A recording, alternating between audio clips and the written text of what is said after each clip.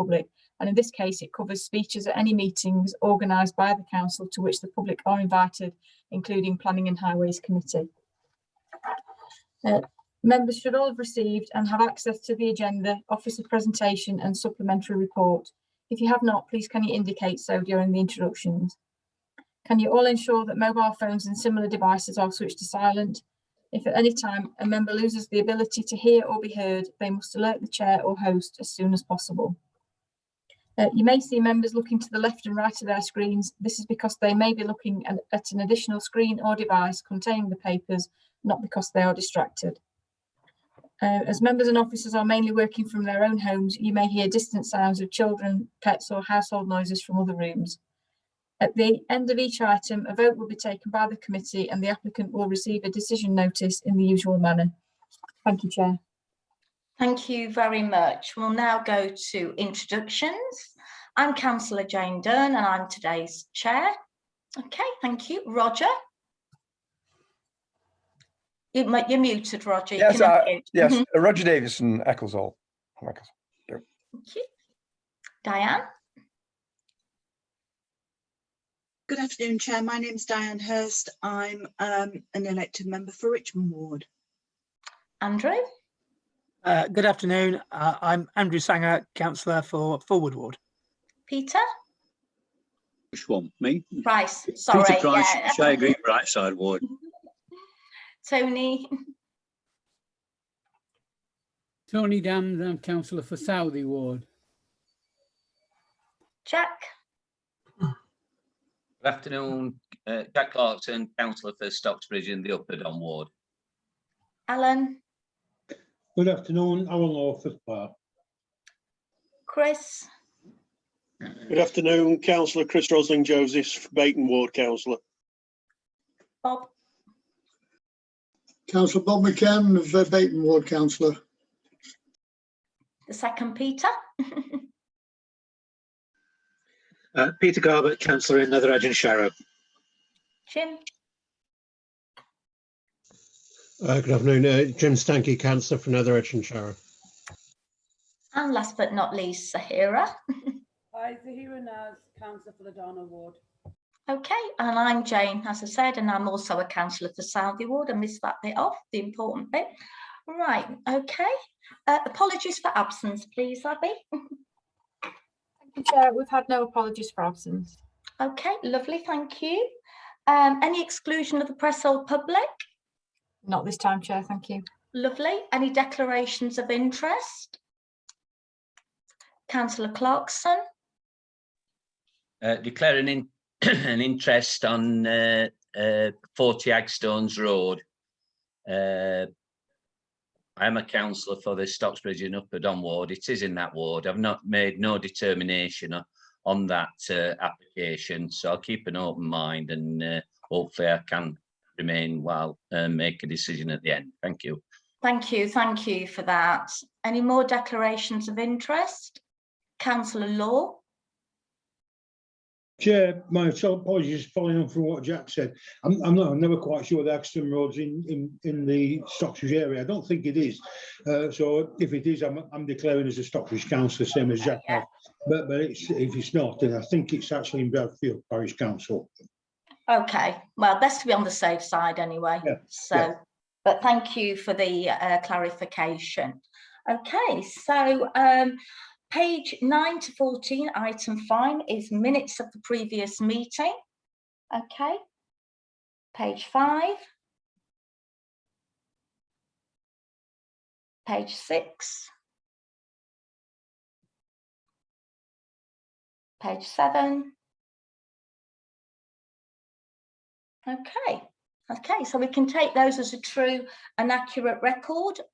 Okay, all those in favour, just nod at me or speak up if you don't. That's okay. That's fantastic. Thank you. Lovely. Okay, right, on to item 6 of the agenda on page 15. Okay, it's a tree preservation order 440 Hallam Cricket Club, 314 Sandygate Road, Sheffield, S10 5SC, and we have Sam Thorne here, who's just going to give a very, very brief outline, and then I'll open it up to questions for the committee. Thank you. Sam, if you'd like to unmute, please. Yeah, hiya. I'm Sam, work for environmental planning, and basically Hallam Cricket Club put in a planning application for the erection of ball stop netting along Carstic Hill, not Carstic Hill, what was it? Christ. But yeah, that's it, Sandygate Road, and the back of the cricket club, which bordered onto houses. The foundations for these masts would have been pretty significant, so would have left a lot of excavation work within the root protection area of several trees, and they are in a prominent position right on the highway, particularly on that corner point. And so we serve the TPO because they're not protected by virtue of being in the conservation area. They're very close to it, but they are, it's a key component of the streetscape there. And yeah, without some sort of form of protection, they would have pretty much been lost as a result of all the works required. Thank you. Thank you very much. Okay, lovely. If you'd like to, any questions from any members on this before, that we're all well versed with this, and okay. No, well, thank you, Sam. We'll go to the vote on this. All those in favour, I will do it by roll call, okay? And for the tree preservation order, Councillor Alan Law.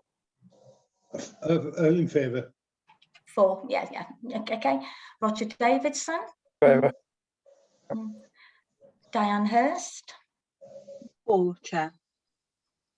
Councillor Sangar. 4, Chair. Councillor Price. 4. Councillor Dams. 4, Chair. Councillor Clarkson. 4, Chair. Councillor McCann. 4, Chair. Councillor Rosalind Joseph. 4, Chair. Councillor Naz. 4, Chair. Councillor Garbett. 4, Chair. Thank you. And Councillor Steinkey. 4, Chair.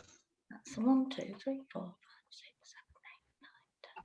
7, 8, 9, 10. 1, 2, 3, 4, 5, 6, 7, 8, 9, 10. That's 12. So I make that complete, full. So I'm just making sure I got my numbers correctly. Okay, that preservation order is being granted. Okay, we'll now move on to item 7A. Before we start, I would like to propose a deferment of this item for a site visit on the grounds of the residential and heritage impact by the proposed development. Do I have a seconder for my proposal? I'll second that. Councillor Law. Okay, I can say. Okay, we need to go to the vote on this if this is okay. So we'll do it by roll call. Okay, Councillor Law. We're voting on a deferment. Yeah. 4. Okay, before I go to that, I'll just triple check with Victoria that I've got my notes on deferment. So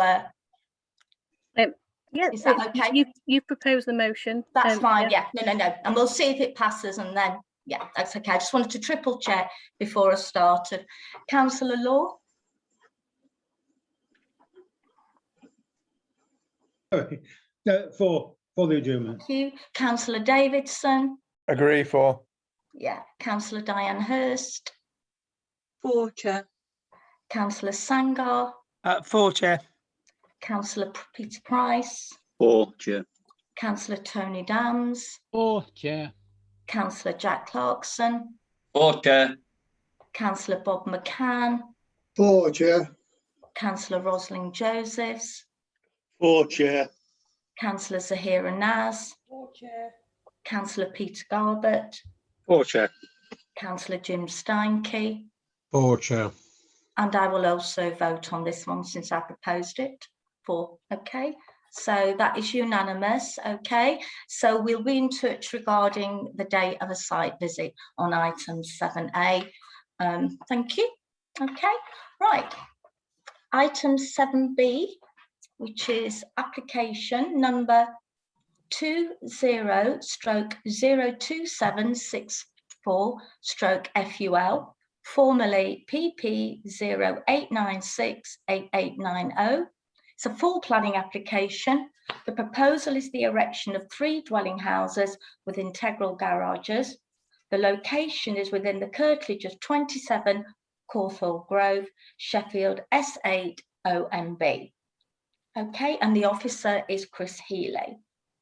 Okay, it's on page 55 to 78 of your agenda. Okay, Chris? Thank you, Chair. I'll start by sharing my screen. Can everyone see that? Yeah. Yeah. Okay, thank you. So this is an application for 3 dwellings, all with integral garages. Sorry, I'm just trying to get the. Yeah. So the site is located. The most prominent road that people are familiar with is Archer Road here. Sainsbury's supermarket over to this direction. Cawthorne Grove here, and the Laycock Sports Facility here. So it's within the residential area. You'll see all this is residential here. And this site is actually the garden to number 27 Cawthorne Grove, which is this property here. As you'll see further down these images, it's a steeply sloping site, but it did form part of the garden. So this is a somewhat historic aerial photograph showing the site. You can see there's some tree cover on it there. I'll just, before I run through the images, just explain, as I say, it's a proposal for 3 dwellings, 1 4-bedroom detached property and 2 3-bedroom semi-detached properties in brick with slate roofs. It did originally come in as 4 units, but through the course of the application and negotiation between the applicant and case officer, it's been reduced down to 3, with also some amendments to the design of the scheme. This is the property immediately adjacent to the site. So that you'll note here there's a public footpath, which if I just go back up, is just about evident on here. So it's a public footpath that links Toddick Road here with Cawthorne Grove. And again, it's so this piece of land is quite a bit higher than Cawthorne Grove. So the public footpath starts here on Cawthorne Grove with a site on the left and climbs up to Toddick Road. This property here is a 3-storey property, of which there are another 2 or 3 to the right, just off screen. This here is the Cawthorne Grove frontage to the site, which has a very significant hedge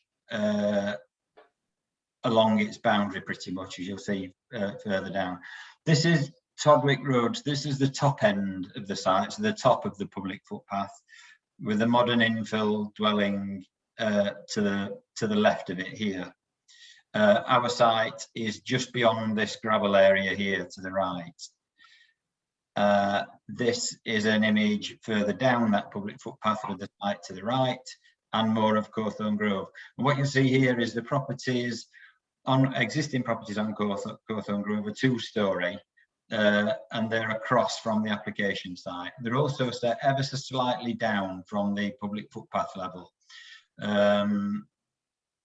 owing to the change in topography. This property here is number 27, which is, and this is the site here going in this direction. This is the host property. So this is currently their garden, and as you'll see from the site plan shortly, that garden would be significantly reduced, but leave them some garden in this portion here. This is a recent photograph of the site taken over the weekend, showing the extent of tree cover vegetation on the site. It's generally quite open, with a lot of self-set shrubs and things, some remnants of former outbuildings, and you can just about make out the 3-storey property there that I showed you at the beginning, which is here. That's a further shot showing taking into account of the existing property. So this is the host dwelling, and that's that modern infill plot at the top of Todwick Road. This is a view from the public footpath across the site down to Cawthorne Grove. You'll see here a number of the representations within the report refer to trees being removed. There's an example there. These are sporadically located around the site. Tree stumps where previously there were trees on the site. They weren't protected, and they've been removed for some time now. And a further image showing that kind of arrangement. Apologies, these are a bit faint, Chair, but this is the host property. This slightly darker shaded area is the retained garden and land for that property. The rest of the site here is the application site with the public footpath running down here. This shows the proposed new developments. You've got a pair of semi-detached properties here, a detached property here, and you'll note that they are broadly in line with the existing properties on the south side of Cawthorne Grove, and at a similar distance relationship to the properties across. Slightly larger scale version which shows access points. So each property has its own individual access point here, here, and here, with sufficient parking for 2 to potentially 3 vehicles, and there's also a garage for each property. This is the host dwelling with its external areas and its own car park access from car parking access from Todwick Road. And you'll note there as well that these properties don't directly face one another, which was quite important in the consideration. And these are just more images, Chair, of the screen, which I'll just of the scheme, which I'll just very quickly flick through. What you can see here on the bottom image in particular is that's the pair of semi-detached properties, and this is the detached property. You'll see that this lines through comfortably with the 3-storey properties to the right, but that number 27, the host property on the top of the hill, is significantly higher, as is the infill dwelling that we saw, the modern infill plot. This bottom image here is quite useful in that it shows the relationship across Cawthorne Grove. So these are the existing 2-storey properties on Cawthorne Grove here. If you recall, they're set ever so slightly down from the public footpath. And these are the new properties that are being proposed here, and you'll see that they carry a total of 3 stories or two stories with room in the roof space in some instances. And there are various cross sections here that show the difficulty of the terrain, and that there'll be levelled areas of garden created within each plot. Some visuals here just to give you a little bit more of an impression. So these properties here would be the 3-storey properties that we saw with the public footpath coming up here, and the 2-storey properties opposite on Cawthorne Grove. Slightly closer image, again, this chap here is just going up the public footpath. That's the view from Cawthorne Grove. The intention is to retain as much of the hedge as is physically possible, given the need to punch holes in it for vehicle access. It's in need of trimming. It would be trimmed but retained in the most part, both along and around the corner of the site, because this is quite important for this to be a private garden area. These other 2 properties have private garden areas at the back here,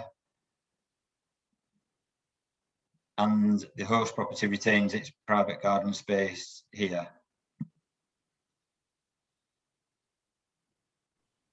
And that's the image at the top. That doesn't really change a great deal from Todwick Road. Sorry, Chair, that was it. So it's in a housing policy area. It is a greenfield site because it's a residential garden, but our policies allow for small-scale infill developments within greenfield locations, and this fits that bill. We're well within our 12% limit, Chair, on development on greenfield sites. We're at about 6% as the report identifies. If I can just quickly refer members to supplementary report item 3, there has been one further representation since the drafting of the report,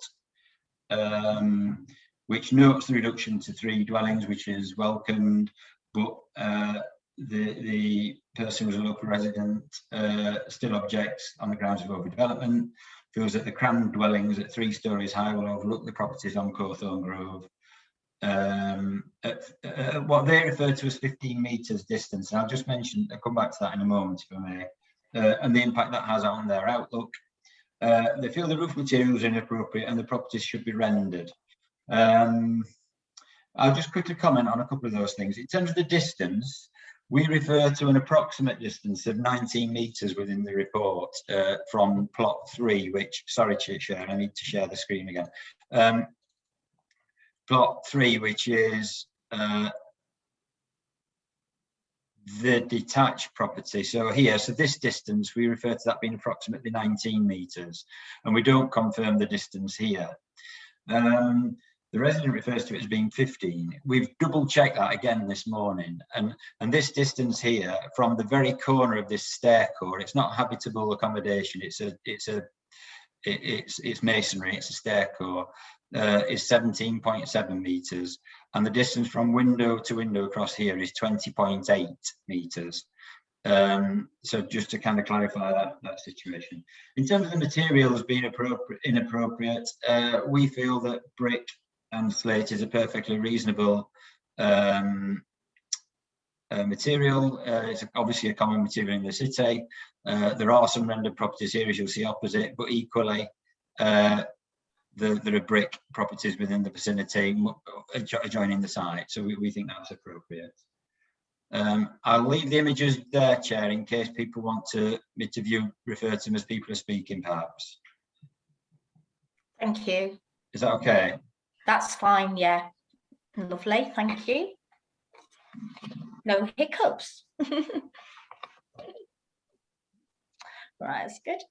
Okay, right, we have 3 speakers. We just need to see the speakers, Chris. You might want to just take that off, do you know, so we can get full, oh, you can leave it there. Just need to get full screen back. Do you know, yeah, just take it off and then the full screen will come back straight away. We don't want to start messing in case anybody loses connection. We have 3 speakers on the speaking against, none for. First of all, we have two, my fault, I've got Councillor Auckland down twice. First one is an Yvonne Culverson, if we could bring Yvonne in.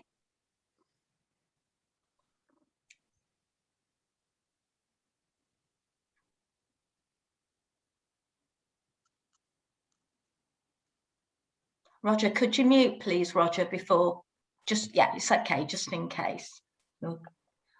Welcome, Yvonne, welcome to committee. Thank you very much. Lovely. You've got 5 minutes. I will warn you just 15 seconds before, okay? Won't take 5 minutes, I promise. Oh, you'll be surprised how long, but take your time anyway. Okay, go ahead, I'll stop now. Thank you very much for letting me attend your meeting. And I'd like to say I represent myself, my family, but also neighbours who weren't able to attend. We'd like to thank the officers because they've considered our previously submitted objections and comments and welcome the conditions which they've recommended. However, we feel these conditions do not, by a wide margin, outweigh the harm this development would cause, and our 2 main concerns simply haven't been addressed. So our concerns are, firstly, allowing the development of 3 properties on what is a very small piece of land would certainly be an overdevelopment. It would in fact see 3 and 4 bedroomed houses, presumably family homes, with virtually no usable outdoor space. Furthermore, it would set a precedent for all the household owners on the north side of Cawthorne Grove to build at the bottom of their gardens, in essence doubling the amount of houses on what is a small side road which already has parking and traffic issues. Secondly, as I've just said, Cawthorne Grove is a narrow side road. We've already got parking issues, double parking and parking on the pavements is the norm. And larger vehicles, for instance, bin lorries do struggle to get through anyway. So the heavy vehicles needing to access the site during the build process, also earthworks for putting in drains and driveways, will render the road unpassable to residents, and we would have to find alternative parking in nearby streets. 2 people living directly opposite the site, that's actually my husband and our next door neighbour, both have mobility issues, they're both blue badge holders, and to leave them without vehicle access to their homes is absolutely unacceptable. So we ask that the committee take our issues into consideration when deciding the outcome of this application. And thank you again for letting me speak to you today. As I say, nowhere near 5 minutes, but thank you very much. No, well done. Like how a woman does it in under 5 minutes. Well done. Thank you. If we could remove Yvonne from the meeting, please, and bring in Councillor Auckland.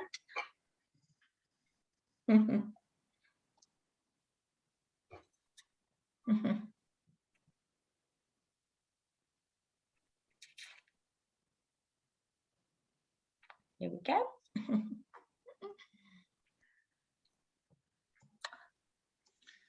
Welcome, Ian. Thank you, Chair. Hang on, let's just start my video. Hopefully ready to go then, Chair. Right, okay, you've got 5 minutes, Ian. So okay. I echo the representation that you've just received, but I'm going to plough on a little bit more. On page 63 of the report, talks about the prevailing character in the area, 2- and 2-storey semis from the 1930s and 40s. I think that should be the prevailing reference point for this development. That's the even numbered houses on Cawthorne Grove. But the 3-storey properties that have been referenced as well in the officer report, they're fairly conventional in their appearance, and I think that's what public amenity generally desires. So I would still contend that this is overdevelopment, scale and massing, and out of character with the prevailing housing type on the road. As the speaker said, I recognise actually the planning officers have moved a distance to negotiate a reduction in the number of properties, and also in terms of the conditions. So there's a condition about car parking, condition 14, ecology, the standard condition on wheel cleaning, there's removal of permitted development rights. But the garden of number 27 was cleared in pretty short order, and the tree cover was pretty complete from my own observations and knowledge of the site. And also the renovation of 27 attracted a fair number of representation to us as local members, because essentially for a housing improvement, the site wasn't kept in good order, and it was rather a dumping ground. From my own observations, I felt that to be the case.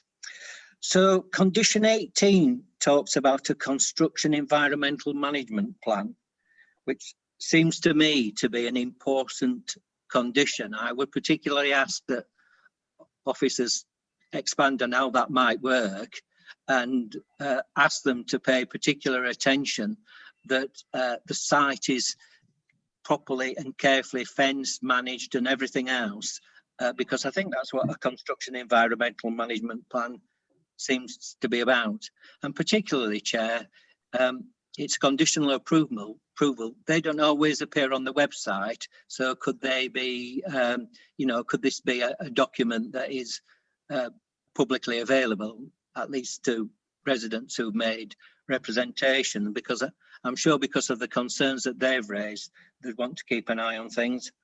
And also the issue about hours of work, which is directive number 6. Thank you, Chair. Thank you. Thank you very much. Okay, if Councillor Auckland could now leave the meeting room. Okay, if the officer could respond, please, Chris. If you'd like to respond to the comments made by the speakers first, and then I'll open it up to questions from members. Thank you, Chair. In terms of the first speaker, well, both speakers actually referred to 3 dwellings being overdevelopment. We certainly felt that 4 was in the manner that was proposed, which is why it was reduced down to 3. But we feel that 3 is now at a number and in a form where we can support it. And the reason, one of the couple of reasons for that, if you look at the density, or going back to the images, which I can go back to if members would like me to, you can see that the ratio of building to land is very similar to what it is in surrounding properties. And the densities that we refer to within the report are very much within the range of policy CS 24 and also are similar to those of neighbouring units in around the kind of the 40 dwellings per hectare mark. So in that sense, we don't consider it to be overdevelopment. Now, sometimes that leads to issues on a steeply sloping site like this, such as those that have been referred to, i.e. in particular, the lack of usable outdoor space. Members will be familiar with a guideline figure of 50 square metres per dwelling, per family dwelling. What this scheme does, again, it's quoted within the report, but the host dwelling retains 88 square metres, plot 1 is 85, plot 3 is 77.5, so all comfortably above the 50. Plot 2 is at 55, which is the closest to the guideline figure. But they are level areas of usable space. They are smaller than perhaps would be ideal in many circumstances, but not all circumstances are ideal in the sites aren't flat, and particularly in Sheffield and in this part of Sheffield, this site is not a flat site. So it's about achieving a balance between creating a reasonable usable area that can accommodate a dwelling, and in this particular case, the developers achieve that, we think. In terms of precedent for more, I will share the screen if I can, Chair, because as members will be familiar with explaining, each case is determined on its individual merits. So this doesn't automatically produce a precedent for future decisions. But one thing that's what we've felt with this scheme is that the distances in the positions that these dwellings are set at the moment, the distances across here, they work. They meet our guidelines. It's across a public street as well, where often we'll allow much tighter distances. But these are appropriate distances across a street from one dwelling to another. And if that pattern was to be repeated along here, that might then bring into question this relationship, because these are much higher than these areas here, in that if you had properties positioned here, for example, then these properties would more than likely overlook them. And for that reason, I don't think this will, precedent's the wrong word to use, but I don't think this will make development along here necessarily more difficult to resist. For that reason, I think there's a further constraint on this part of the site that doesn't exist here. I hope that makes sense. In terms of Councillor Auckland's comments, particularly about the conditions, yes, we acknowledge that this is an existing residential area. Cawthorne Grove isn't the widest, and there will be inevitably, as with all development, infill developments of this nature, some element of disruption to neighbouring properties and inconvenience to neighbouring properties as a result. So the construction management plan at condition 18 is designed to prevent that. So what would be needed there is a submission from the applicant to provide a method statement to explain how and when they're going to unload, where they're going to unload vehicles, etc., how that will be managed, where construction vehicles might park, and again, how that will be managed. It might provide contact details and that kind of thing for people to get in touch with in case of difficulties. So there's a number of things, and also the other kind of physical construction elements like noise, dust, vibration. It would also take account of those given proximity to such as this property here. So all those things will be taken account of within that, Chair. In terms of whether that document that is submitted is publicly available, they are actually conditions applications, the information that's submitted with them, and in order to discharge or agree details with conditions, that is publicly available on the website, so people can view those as and when they're submitted. I think that covers everything, Chair. Thank you. Mark, there was a point made about parking by the first speaker. If you could just address that before I open it up to questions. Hi, Chair. Yeah, the plan. I don't know if the plan can be put back on the screen again. Yeah, sure. No worries at all. Each house has an integral garage, and the forecourts, you can see there's a car positioned on the forecourt. I think probably another car could be positioned on that forecourt as well. So each property has scope for 3 car parking spaces off the highway, which fits with our parking standards. So there's no real justification for recommending a refusal on lack of parking.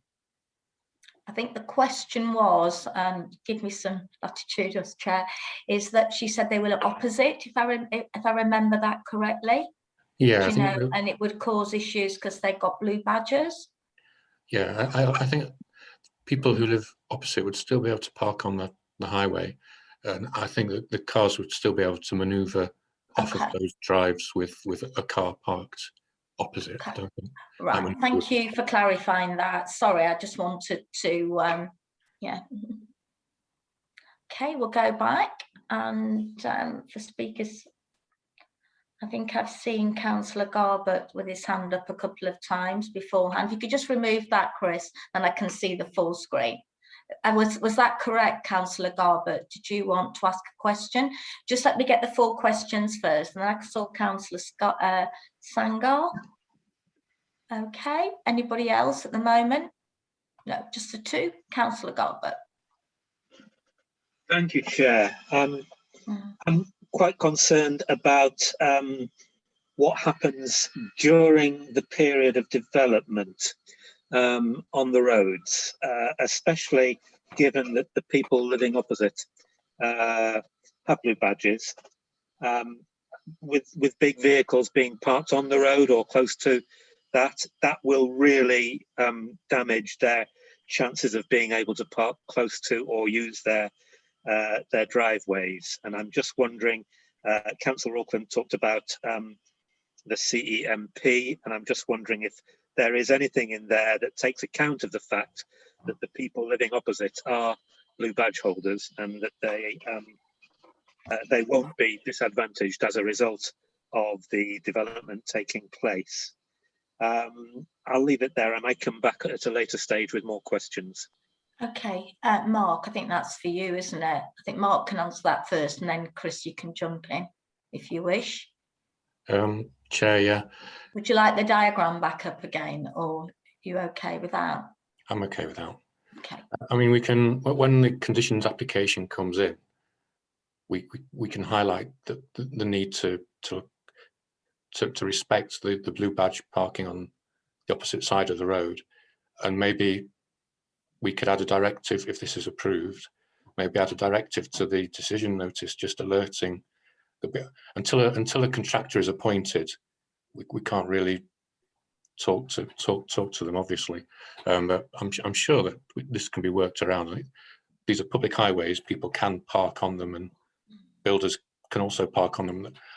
I'm sure there will have to be a degree of residents moving around slightly around the fact that there will be some contractors parking on the public highway, loading and unloading. It's a site that can't really accommodate construction vehicles on the site because, as we've discussed, it's not the largest plot. So this is all going to happen from the highway, and it's a case of managing that with the least disruption possible. So when the conditions application comes in, we can look at where they're proposing to load and unload from. They'll not want the carry distances or trolley distances to be too far, but I'm sure that the properties on the opposite side of the road should be able to park, and these other activities occur as well.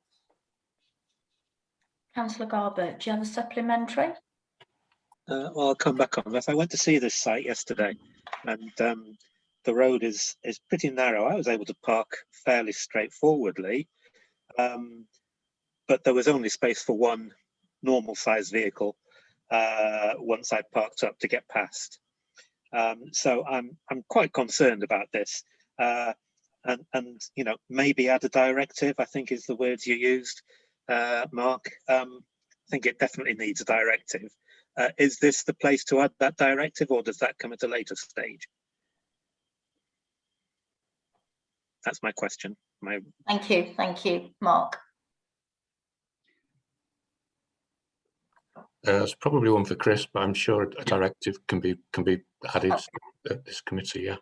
Lovely, thank you. Well, that was my impression. Okay, Chris, would you like to? Chair, it's at members' discretion if they wish to add a directive, whether you have to include that as part of the voting. That's something perhaps Vicky might comment on, but it's in members' gift to kind of to include an additional directive or advice note to relate to condition 18 if that was considered necessary. Okay. Peter, are you okay to move on and then we can discuss that? Yes, because I think other people will have questions. If we can discuss whether or not we want to add a directive and how it would be worded at a later stage, maybe. Yeah.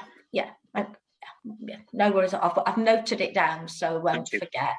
Councillor Sangar, no, you're welcome. Yeah, thank you, Chair. I mean, I share Councillor Garbutt's concerns.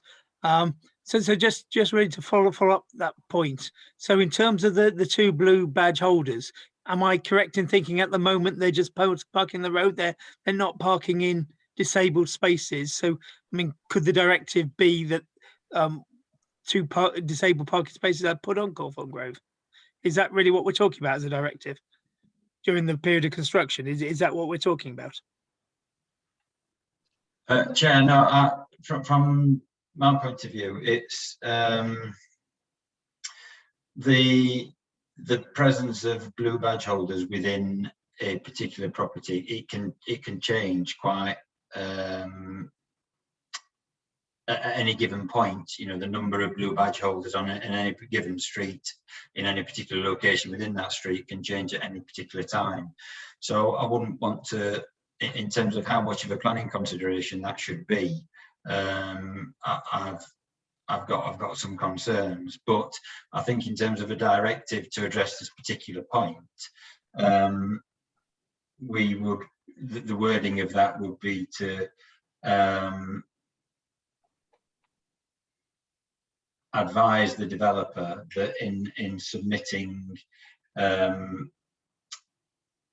a document, a method statement to deal with condition 18, that they should give consideration to the presence of any particular parking needs of householders nearby, and discuss with officers. I mean, we're familiar with this because a particular comment has been made at committee, but as I say, it wouldn't in normal circumstances be something that you know, the officers would draw databases for to determine where people live who have blue badges.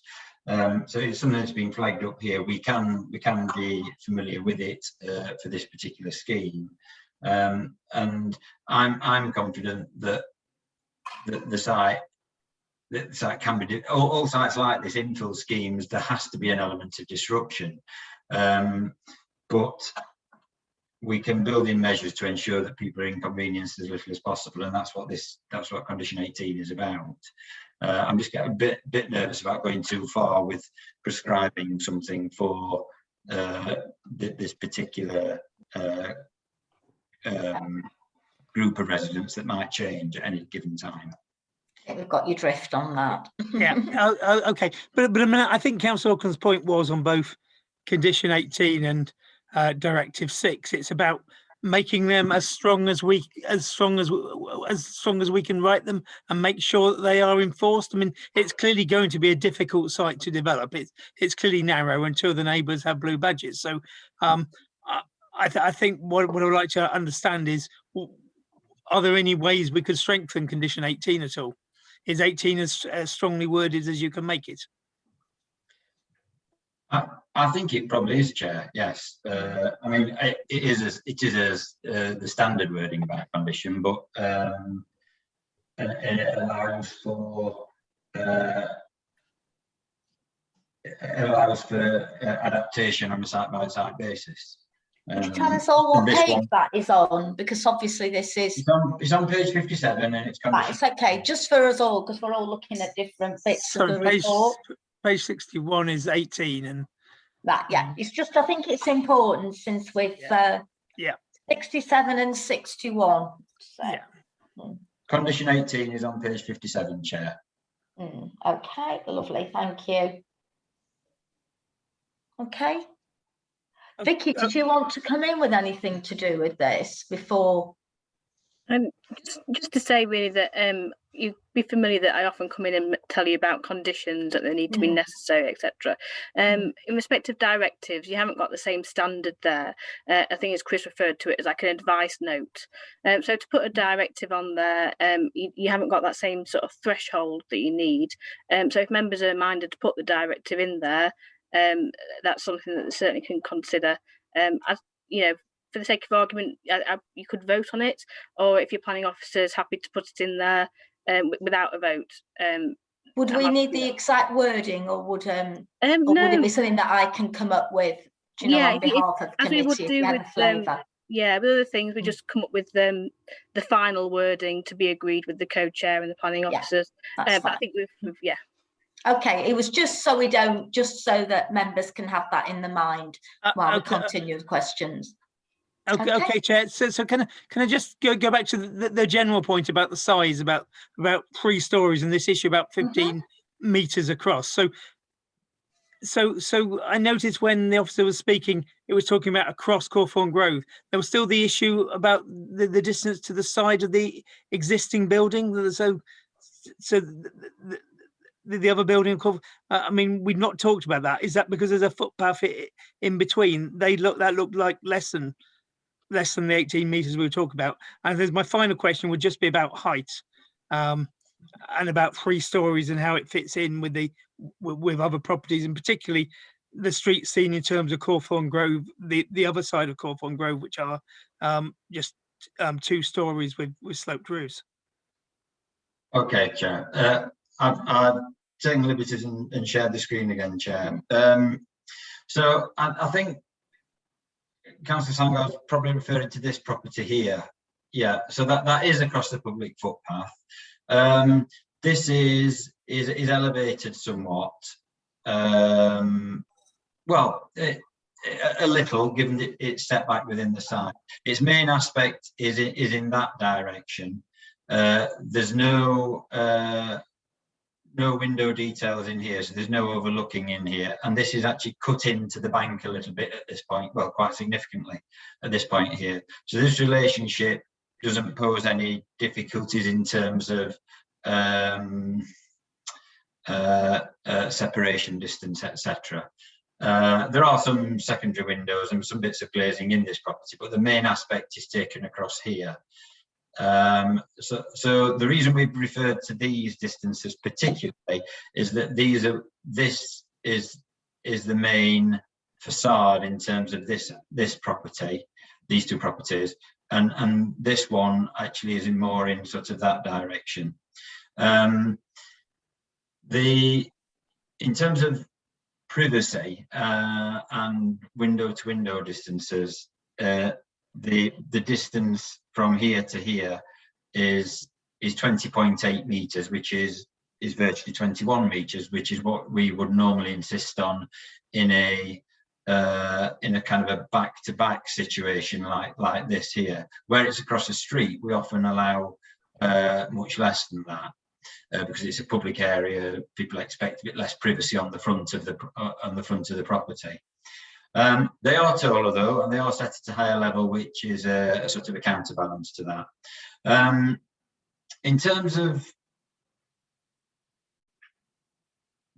the relationship between them, this section here is probably the most telling in that this shows the overall height of the properties you'll see there are at the same height. So this is actually showing this wall here, which is a staircase wall, which is at a slight angle, about 30 degrees or so to the road. And this is the relationship here. So you can see the eaves line of the two-storey properties there, and that, I can't draw in a very straight line, Chair, with my cursor, but that comes across at sort of sill height or window head height of the equivalent floor on the other side.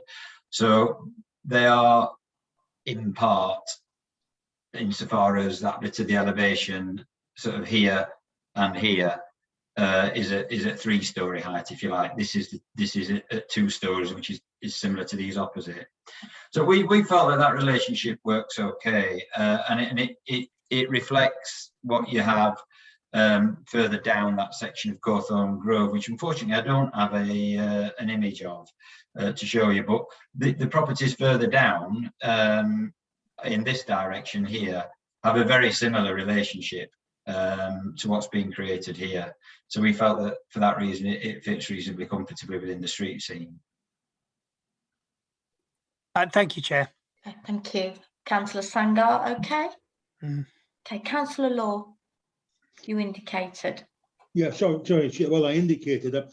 I initially wanted to talk about the two blue badge holders, but obviously we had a long discussion about them, and I'm more than happy with what's been said. So I suppose my questions have now suddenly turned into a comment rather than anything. So let's move on. Okay, lovely, thank you. Councillor Hurst. Partly, Chair, I'm going to echo what Councillor Law has just said, because I had concerns that an inconsiderate developer would be affecting people that had mobility restrictions and needs. So that will turn into a comment. But I would like to be reassured that we can make the both the conditioning on the highway, given the comments that we've read in the reports about burning on site, about felling of trees, about the constructor that's currently been working on site, doesn't seem to have come under the heading of considerate. We don't know if that is the person that's going to be contracted to do the developments or not, and we have no control over that. But it's just a question of how can we make sure that the conditions that we're talking about are as strong as they possibly can be, to make sure, because once the development started, once the work has started, it's too late to be concerned then. So that's my question. How do we make sure that we stop the problems before they start, because it's too late once the work has started, once permission has been granted. Yeah, I get where you're coming from on that. You know, that would be the concern, you know, is that, yeah. Okay, Chris, do you want to? That's the purpose of the condition as drafted, to ensure that's exactly why it's there. I understand what members are saying, in that once the development started, if they're not adhering to that, then the problem's already occurred. But at that point, Chair, that brings into question enforcement action, and that's the way that the safeguards are put in place, if you like. Condition to require a submission to ensure the applicant takes it into account and submits a reasonable document that we can approve, and then when that's approved, that they stick to it. And that they do all that before they start work on site. And failure to agree with any of that is where enforcement action comes in. We can't enforce it before it becomes a problem, if you know what I mean. Okay, Councillor Garbett. Sorry, I just give Councillor Hurst a chance to come back. She was looking, pondering. No. I'm just thinking about my comments in the next step and the whole picture. I'm just being thoughtful. Thank you, Chair. No, it's okay. Thank you Don't for your worry. thoughts. It's okay. You've got a very expressive look on your face. Councillor Garbett. Thank you. I'd like to explore one of the concerns that Yvonne Culverson had about it being overdeveloped. One of the pictures that you showed was the garden space, and I know, having seen the site, I know it's on quite a slope. It's on a big slope, but it was very marked, and that garden space is divided between, I think it was 2 or maybe even 3 different levels. So I'm concerned that although they may have that 50 square meters and more that is advised, they are divided into much smaller areas, and is that in any way a cause for concern in terms of planning approval or anything like that?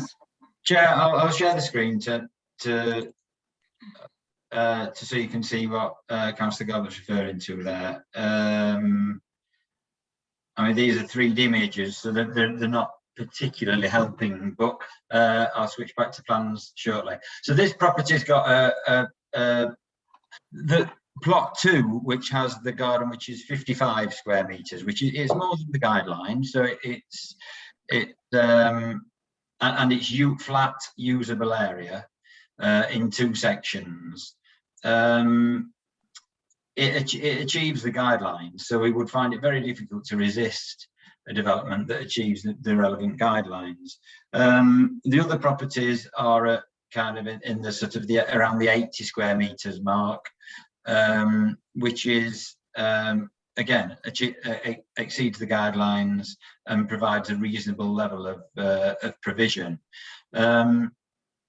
This plan here, which I'm afraid is a bit faint, also shows perhaps some of the 3D image. The 3D image covers a lot of this garden. So this is the smallest of the 3, and it's a reasonable level of provision. It does involve a lot of retaining features.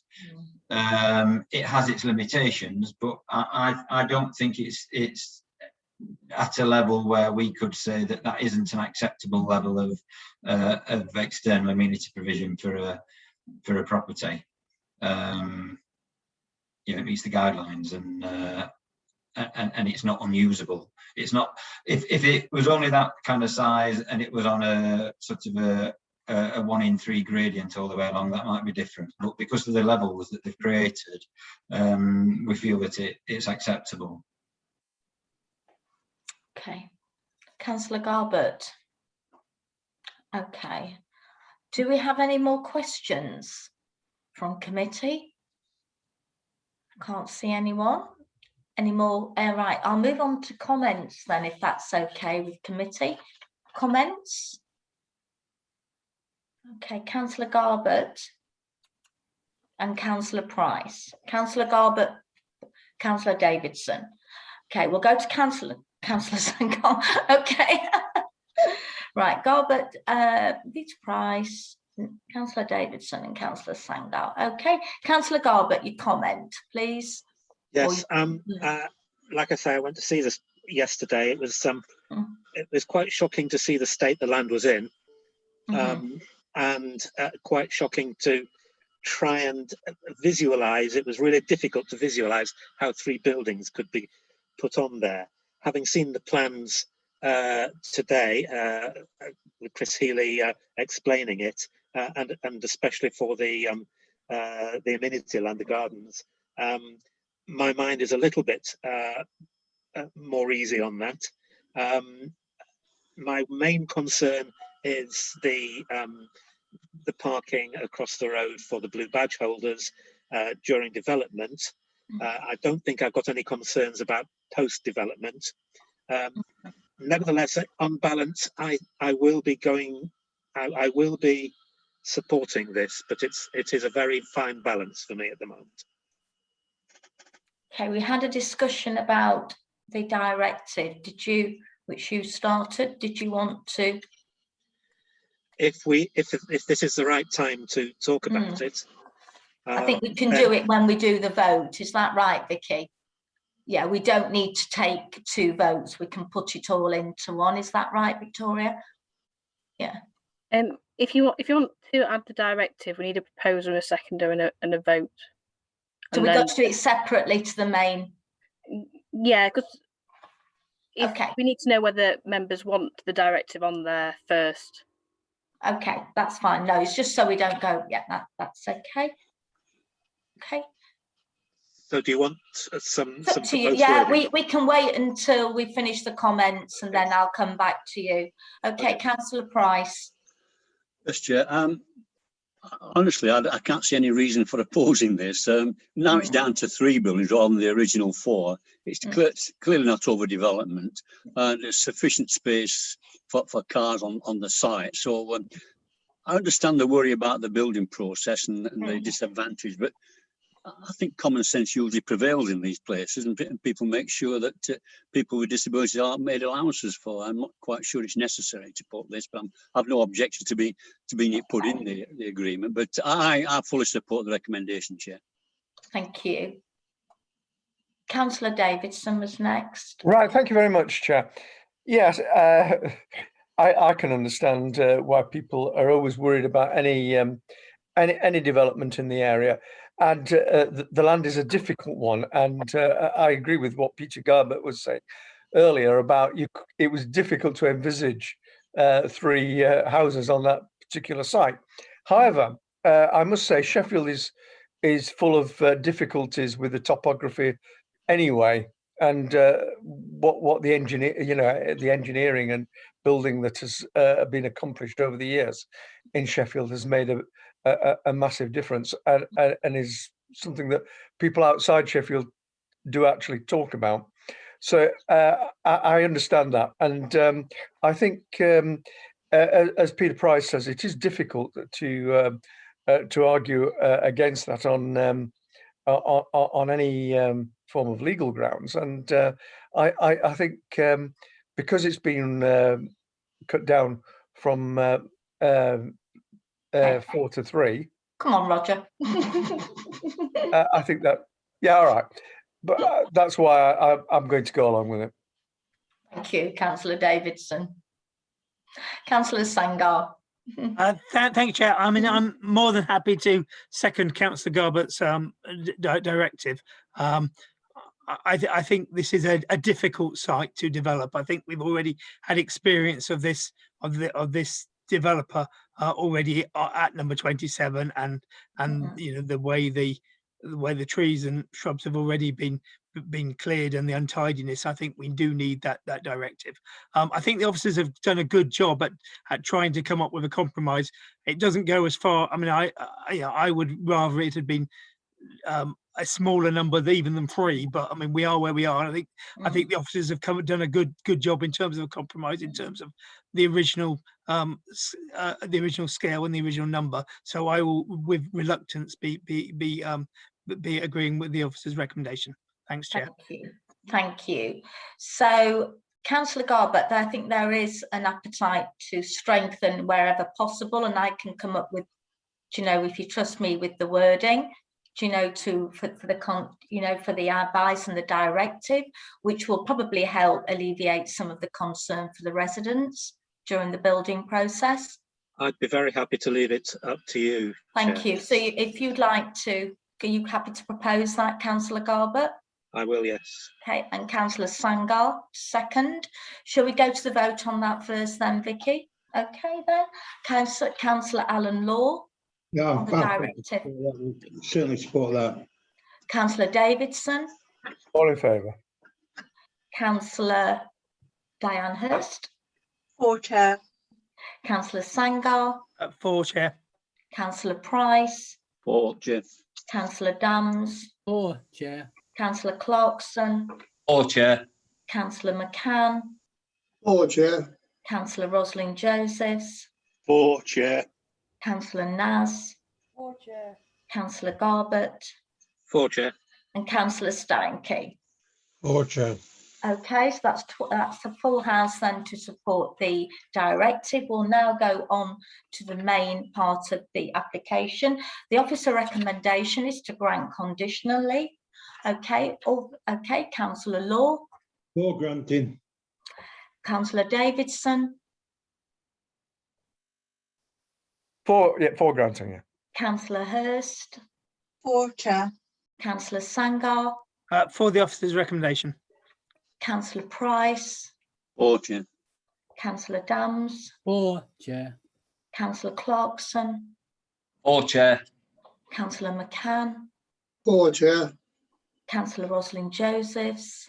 For, Chair. Councillor Naz. For, did you say Councillor Naz? Yeah. Councillor Garbett. For, Chair. And Councillor Steinkey. For, Chair. Okay, so that's fully supported by 12 votes. Okay, well now that application is granted. We'll now move on to application 7C, which is application number 21/00303 CHU. Okay, that's changed, yeah. A planning application for changed use. The proposal is use of dwelling house as a residential children's home, use class C2 for up to 3 numbered of residents, including 1 bedroom for a staff member. The location is 6 Bishopdale Rise, Sheffield S20 5PE, and the officer presenting is Lucy Bond. Lucy, if you'd like to go ahead. Sorry, Councillor Hurst. Yeah, I'm sorry to interrupt, but I'm really rather concerned about this application. I mean, you made a proposal about the first application that we saw, and reading through the papers and knowing where this estate is, I think we need a site visit because it's surrounded by very busy roads, and any amenities and facilities for children that will be staying there are I don't know. I think we need to postpone and have a look at a site visit. I don't know if this is the appropriate time, but I have concerns. Slightly different to the first application because there's been a lot of development in the city centre going off, and this is a 5-bedroomed house, so slightly different, you know. But yeah, right. But it's not my decision to make. So, Councillor Rosalind Josephs. Chair, I'd like to second Diane's proposal to defer for a site visit. Again, I do live in the area, though quite a fair way away from it, so it wouldn't affect me. But I think people need to see this particular proposal in situ because of the nature of the traffic in that area and the amenities, just to make sure that people know exactly what they are voting for. That I don't think is in the report. So I second Councillor Hurst's proposal to defer for a site visit, Chair. Okay, just 1 second. I don't want to have a debate here. You know, Councillor Price, is it to support this? because Well, we it's can not, go it's to a vote. It's to query it. Is it currently a house that could have 3 or 4 children in anyway? It's currently a 5-bedroomed house. So that it's is got at going- least 3 or 4 children if a family lived in it. Yeah, exactly, exactly. And that's the difference between this. So I think at the moment, there's been a proposal to defer. Okay, we can take a vote on that and we'll see what comes out of that. Is that okay, Victoria? Would that be acceptable to committee and, you know, similar to what we did before? Yeah, in this respect there, I don't know whether you wanted to hear from the planning officer in respect of what they believe to be what the benefits of a site visit would be. Because normally it would be that the benefit of the site visit needs to be substantial, etc. I know with the first one, what would normally sort of require a site inspection would be if the impact of the proposed development is particularly difficult to visualise from the plans and a supporting material. It's not. And the other one is if there's considerable local concern about a proposal which is allied to the planning reasons for carrying out the visit. Yeah. So they're the two sort of main things to consider. I just wondered if you wanted to hear from the planning officer on their view as to what benefits of a site visit would be, you know, or go straight to the vote. I would prefer to hear from the planning officer first, because I mean, I think I'm lucky because I've got the reasons for deferment in front of me. So exactly as Victoria read out, which I know committee haven't. So I think we could hear from Lucy first and then we'll, you know, okay, that is what I'm going to propose, that we go ahead with Lucy actually doing the presentation. Members still have that opportunity throughout this to do that. You know, so Lucy. I mean, in my view, I'll just share the screen. I'm not clear what a site visit would achieve for you, honestly. Obviously, with the first proposal, clearly there are listed buildings, there are setting issues, so there are a number of complicated factors on that first application. But in this particular one, obviously I'm just going to scroll down the slides. It's a family home. It's actually a 4-bedroom family home, Chair, rather than a 5-bedroom. But there's a lot more space on the ground floor. But it's a 4-bedroom family home. Stands. You know, it's obviously on a normal housing estate. There are, you know, similar roads on other housing estates in the area. This is a photograph of the front drive. Obviously, there's some work going on, but this shows you that you can accommodate 4 cars on the drive. So I'm not actually sure what a site visit would achieve personally, that you can't see from either this overhead image or from the image. But clearly, you know, you're going to have to take a vote on it because you've had members you know, propose and second that, haven't you? But in my view, I'm not sure what you would gain from a site visit personally. Yeah, it's different personally, do you know what I mean? But so do you want to take the vote beforehand? Can you put your hands up if you'd like the vote before for the site visit? Just 3, 4, 5, 6. That's 50-50. I presume that Councillor Rosalind Jones and Councillor Diane Hurst would like this site visit voting on beforehand. Yeah, okay, then we'll take that, you know, we'll take that vote then, and before we go through onto that and just, yeah, rather than go around in circles. Okay, so you know, but to see, right, the proposal is a deferment for a site visit. If you wish to agree to that, if you say that if you're for or against. So, Councillor Law, do you vote? Against? I've no reason for a site visit. Yeah, Councillor Roger Davidson. Yes, I'll go along with a site visit. You want a site visit. Councillor Hurst? For, Chair. Councillor Sangar? For a site visit, Chair. Councillor Price? Against, Chair. Councillor Dams? Against, Chair. Councillor Clarkson? Against, Chair. Councillor McCann? Against, Chair. Councillor Rosalind Josephs? For, Chair. Councillor Naz? For, Chair. Councillor Garbett? Against, Chair. Councillor Steinke. Against, Chair. 1, 2, 3, 4, 5, 6, 7. So that is 7 against. So that site visit deferment is lost. So we go straight ahead to the debate. Okay, thank you. Well, nice and sorry, Councillor Clayton.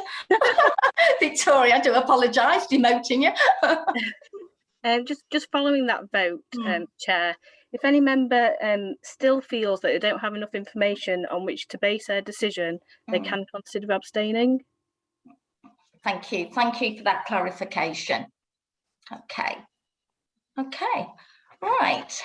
Okay, let's go ahead then. Thank you, committee. Okay. So I've already done the introduction. I'm not going to repeat all that again because it's a real mouthful. I'll go straight over to Lucy. Lucy.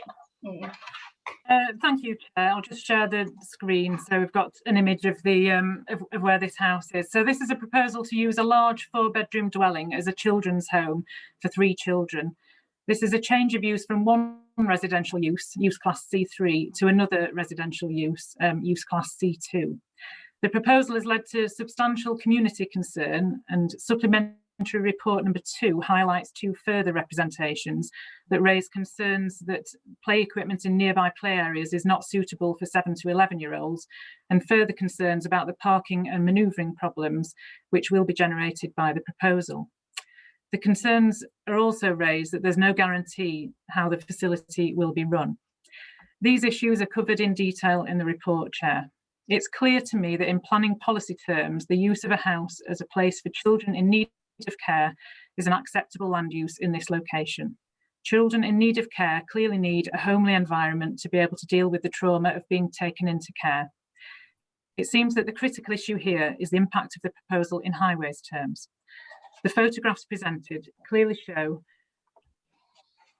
that the drive can accommodate 4 vehicles.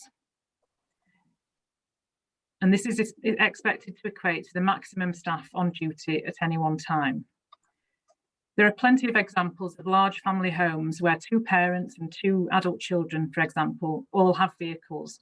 So this is not dissimilar to that situation. Much is made in representations about this being a business use. And whilst a business will be running the home, the land use planning designation clearly recognises this as a residential use.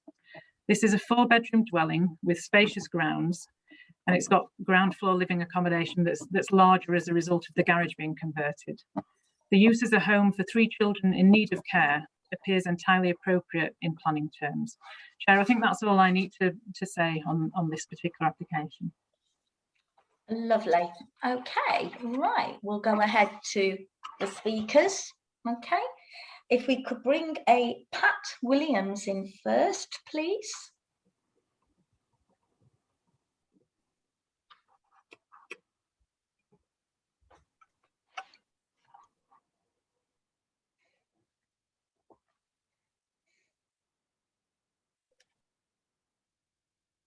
Hello, Pat.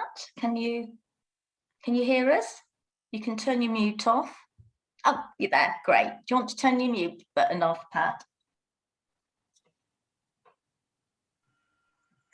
Lovely. Okay. Welcome to committee. Yeah. Okay, then. You have 5 minutes. Okay. And I will just warn you just 15 seconds before, but go ahead. All right. Thank you very much. Lovely. Thank you. Right, so I am speaking to in representation of residents of Bishopdale Rise. Whilst we acknowledge that there is a shortage of children's home within the city, we believe that this is far from ideal location for one to be placed. A major concern is parking. The planning officer in their report states that there will be 4 staff during the day, so the 4 parking spaces will be taken. The cars aren't parked in parallel, they are parked 2 in front and 2 behind. So each time there is a daytime and evening shift, it will mean there are a high number of vehicles manoeuvres into the road. And in addition to this, at shift changeover times, there will be additional vehicles as staff come and go and deal with the staff handover procedure, which will inevitably lead to staff parking on the street. This does not even take into account the additional visitors to the property, which whilst the applicant states there will be no more than an average home, this seems unlikely, as there were times when children need to be taken out individually. And the area is poorly served by public transport, and the idea of parking at the Ridgeway Arm seems entirely unfeasible. Regarding the siting of the waste bins, there seems insufficient room for them to be placed on the curbside without further manoeuvring of vehicles. It is not clear from the application whether, as a business, they will be able to have the general domestic waste, or if they will be subject to the Controlled Waste Regulations 2012, which states that all businesses require the larger trade waste bins, which will involve the movement of 4 bins on and off the site. On this part of the estate, there are only 3 on-road parking spaces due to the layout of drives and the close proximity to junctions, and residents have already stated the difficulties in getting off their drives. Some residents have extended the drive to provide additional parking to alleviate the problem, but it can still be problematic. Signs have been erected by the South Yorkshire Fire Authority asking residents to be mindful when parking. And prior to the notice being erected, there was an incident where the ambulance service was unable to reach a resident further up the estate and were delayed by having to ask people to remove their vehicles. So this is a very real concern for residents. People tend to park on, half off and off on the road to try to keep the road clear, but this action in itself causes problems for pedestrians, particularly people with prams and wheelchair users. And the photo that was recently shown regarding the parking on the drive clearly shows how congested the road already is and the proximity of the signs for the South Yorkshire Fire Authority. The planning officer themselves stated in the report that it is likely there will be more movements overall due to staff movements and children being transported individually rather than as a family group. And he further states that it's likely to cause inconvenience and additional disturbance to those closest to the site and those opposite, as careless parking will make getting in and out of the drive more difficult. UDP policy H14 states that on-street parking may also be needed to be restricted where it makes access difficult, particularly for emergency service and public transport vehicles, or where it causes problems of road safety, pedestrian safety, or inconvenience to residents. UDP policy H10 states in part not to cause disturbance to people living there. There is a real concern that the increased level of activity beyond a normal family unit, particularly the increase in movement of vehicles on a daily basis outside the character of a normal family home, will cause that disturbance. Furthermore, Sheffield City Council's planning guidelines at page 292 states that for children's homes, there should be off-street parking provision for dropping off and picking up residents. So even allowing for on-street vehicle movement by a member of staff, I would ask how this guideline be complied with. UDP policy H8 refers to housing for people in need of care, which states in part that supportive accommodation will be permitted, provided it will be within easy reach of a shopping centre and public transport and be suitable for people with disabilities. The planning officer that confirms that neither of these conditions are complied with. Whether or not policy H8 is deemed appropriate for the planning considerations outlined by your officer should be considered. Finally, UDP policy H2 states that the main location for housing developments are Inner Sheffield, Sheffield City Centre and Mosborough. No other ward or district is mentioned, yet this application is seeking conversion of housing to another use and therefore reducing the 4-bedroom housing stock available for a normally family unit.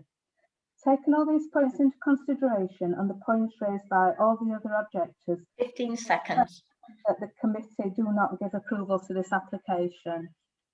Thank you for your consideration. Thank you very much. Lovely. If Pat could leave and we could bring Malcolm Lilly, Mr. Lilly in, please.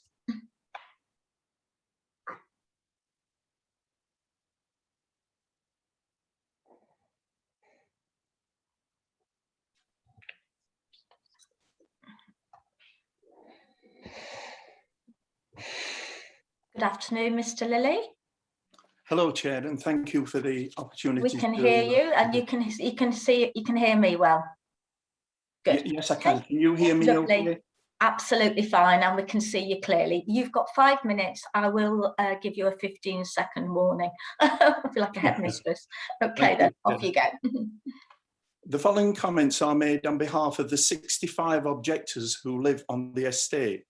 Concerning location, the site is in the heart of the estate on its only access road. There are 8 other properties in just a 25-yard radius, which have 20 vehicles. 4 have parking for only 2 vehicles. Car parking here is not the same as anywhere else in the city, and there are no similar fire service warning notices on other local housing estates or elsewhere within this estate. Traffic safety, pollution and car parking is a problem throughout the city, so the sighting of 3 notices at this particular location is clearly significant. The notices are here because of the closeness of the properties, the narrowness of the road, and the high number of vehicles that make this a pinch point and problem for all residents driving in and out of the estate, including an ambulance delayed in responding once to an emergency call. At this location, there are just 3 on-street parking places for 8 houses. Any more than that would involve double parking, so preventing the passing of any emergency service or delivery vehicle. The alternative involves parking on the footpath, but this endangers pedestrians, particularly those with prams. Even the single parking of a vehicle wholly on the carriageway makes it difficult for households opposite to draw off or onto their own driveways. On those occasions, the narrow width of Bishopdale Rise forces them to drive across the curb edge and not the drop curb. Residents deal with this daily by not parking on the street wherever possible. This application is now seeking your authorisation for those staff and visitors unable to park on site to park on the street, and so worsen the difficulties for households opposite, contrary to the policies quoted H10, page 155, and H14, or sanction parking on the footpath. The third option is to park elsewhere within the estate. The application does not detail shift times to help understand the daily level of activity. The application states 2 daytime carers will remain on shift overnight. But what happens then? Do staff work a 3rd consecutive day shift? If not, we have a shift handover of 1 or 2 leaving, day staff starting, and a duty manager. Potentially 4 to 6 staff and vehicles moving on and off site into the road at the pinch point every other morning and at shift changes during the day. Those with experience of children's homes point out that staff meetings and daily handovers are not taken into account. They explain the handovers involve discussions concerning each child that will differ each day and during the shift changes within the day. But where will the additional vehicles park? It's stated that the proposed home is no different to a normal family unit. However, isn't this one which is defined as where children are not regarded as living as a single unit? This is not a typical family. Operationally, a family home is not a workplace requiring a health and safety accident register, public liability insurance, pays business rates, requires a trade waste licence, or an agreement with a controlled waste carrier, as explained by environmental consultant Mr. Hughes to your officer. The typical family unit is not subject to monthly inspections or those by a governing body such as Ofsted. Additionally, it does not require separate and individual visits involving social workers, advocates, foster parents and therapists to deal with children's trauma. Unlike other homes, for example, where the applicants work, the planning officer highlights a site restriction that given the size of the home, it is likely that the children will be taken to therapists rather than therapists being able to come to the site. With this application, the children would be transported to places individually rather than as a family group, including to tutors, families and friends. Consequently, the number of staff visitors and off-site visits for each child would mean a greater level of activity and vehicular movement at this location and throughout the estate than for a typical family. Thank you. You've got 10 to 15 seconds. Finally, a family unit is not a 24/7 all-year business, providing regular employment for up to 10 staff travelling there to work days and night shifts.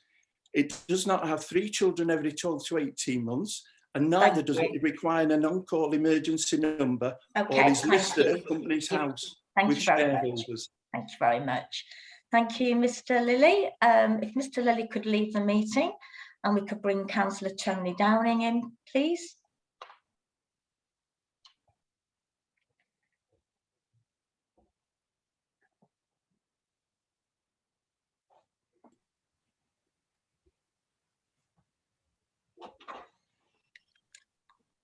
Okay, Tony, we just need your camera on. You've got camera off, have I? You have got your camera off. You're all dark. I know, I can't see why I've Like a done special operative. Yeah. Is it that one there where it says more? No, chat. Which one is it then? Can't find it. It's, wait a minute, I'm not touching mine because if I lose connectivity, everything goes to pot. Abby, It's could the one you that just, says- oh, you're on, we can see Am you. I on? Thank you. Thank you. Right, Councillor Downing, welcome to committee. You have 5 minutes. I will warn you 15 seconds approximately in. Okay, go ahead. Thank you, Chair. I'm Councillor Tony Downing, and I'm Councillor for Mosborough Ward. Committee members will know who I am, but there are others watching who won't know the capacity in which I'm speaking. Excuse me, can I just pause you there? Councillor Davidson, could you mute, please? Sorry. It's okay. I've stopped it. If you'd like to restart, you know, just miss the introduction bit out, and then, yeah, thank you. All right. Okay. I'm Councillor for Mosborough Ward. Committee members here will know who I am, but there are others watching who want confirmation of the capacity in which I'm speaking today. I'm speaking as a local representative for residents in the Ridgeway Heights area, which includes the Parkgate and Bishopdale Road. I'm speaking on behalf of many residents there who objected to the planning application to turn 6 Bishopdale Rise into a children's home. For those of you who do not know the area, this is a residential community of just over 100 homes built around 30 years ago.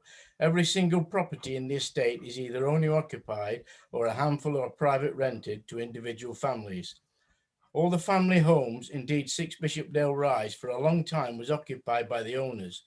Then for the last few years it has been privately rented, but the same family has been renting it as their private residential home. Last year, apparently, when the previous tenants moved out, the owners of the property decided, it seems, that there was more money to be paid by converting the property into a children's home.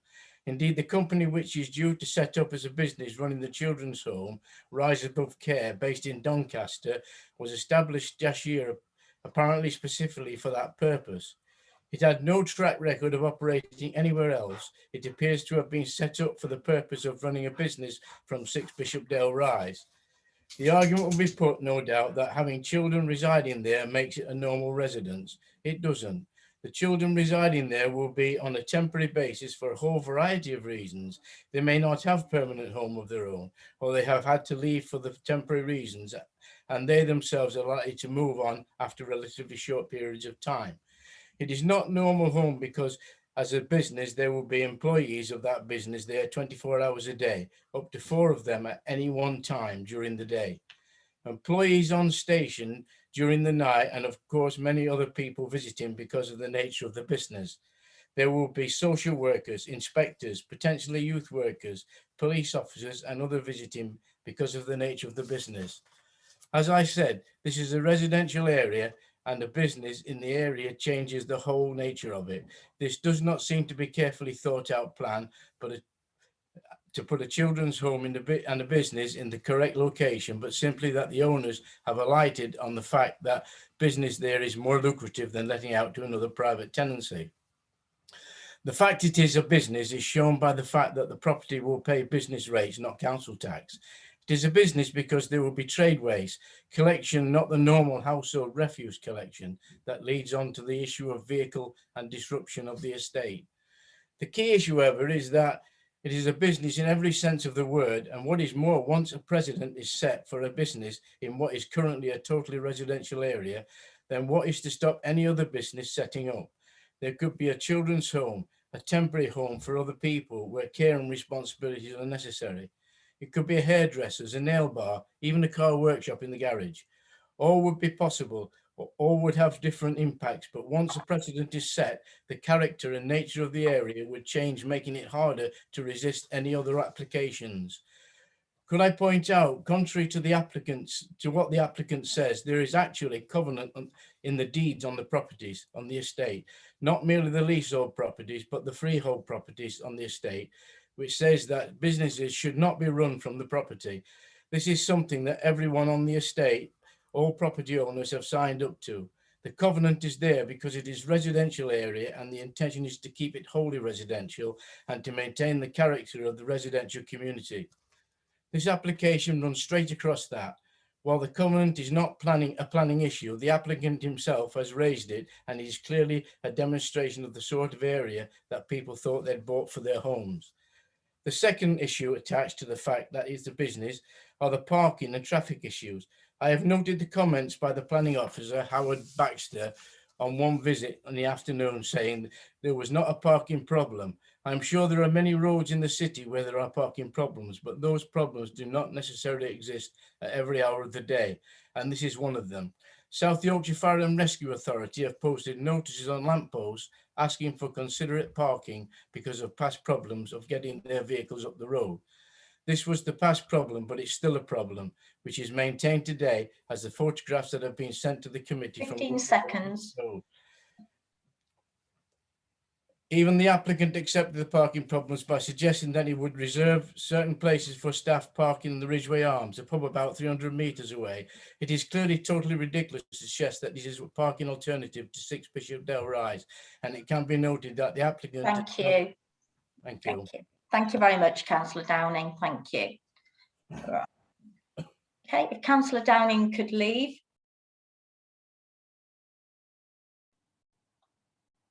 Okay, and we have Clive Betts MP who wishes to speak. Oh gosh, it's hailing outside. Sorry, I just it was bashing against my window. Apologies for that.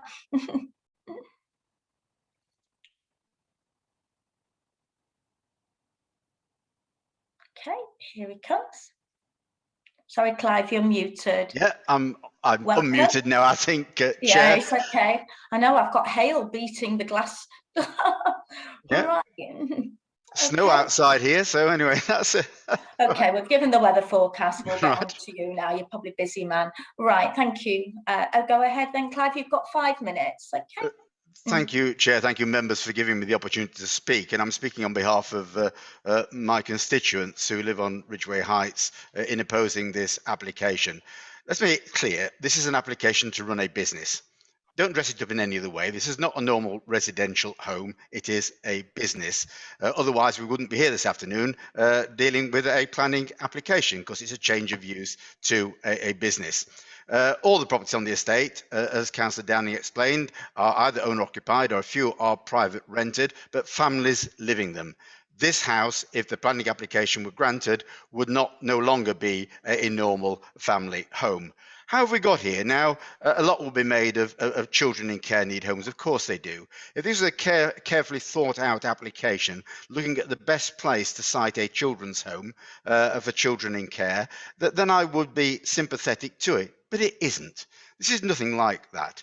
This is a house that's become vacant after years of being an owner-occupied property and then a private rented property. It's suddenly become vacant, and as Councillor Downing rightly said, it looks like the owners suddenly decided they can make more money running a business from the home by making the home available for children in care.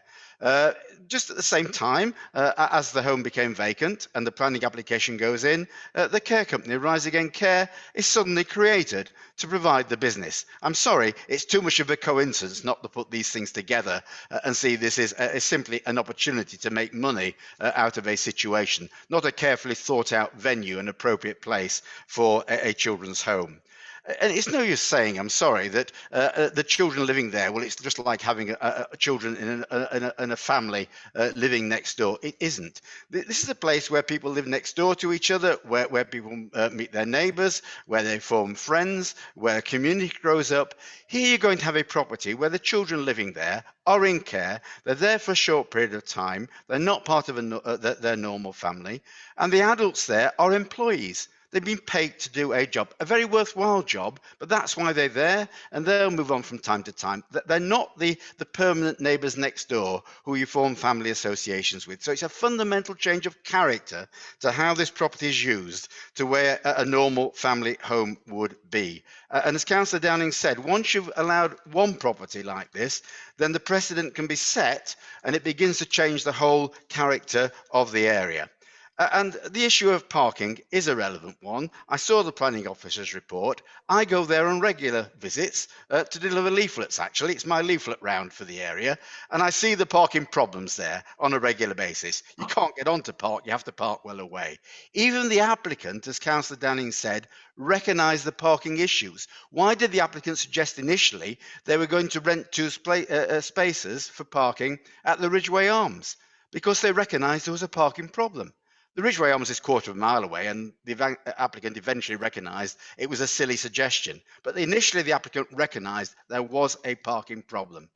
There aren't 4 parking spaces there. When you put a trade waste bin in front of the home, there'll be the maximum 3. There are 4 permanent members of staff. You've got staff handovers. You've got all the other people who are going to visit this home.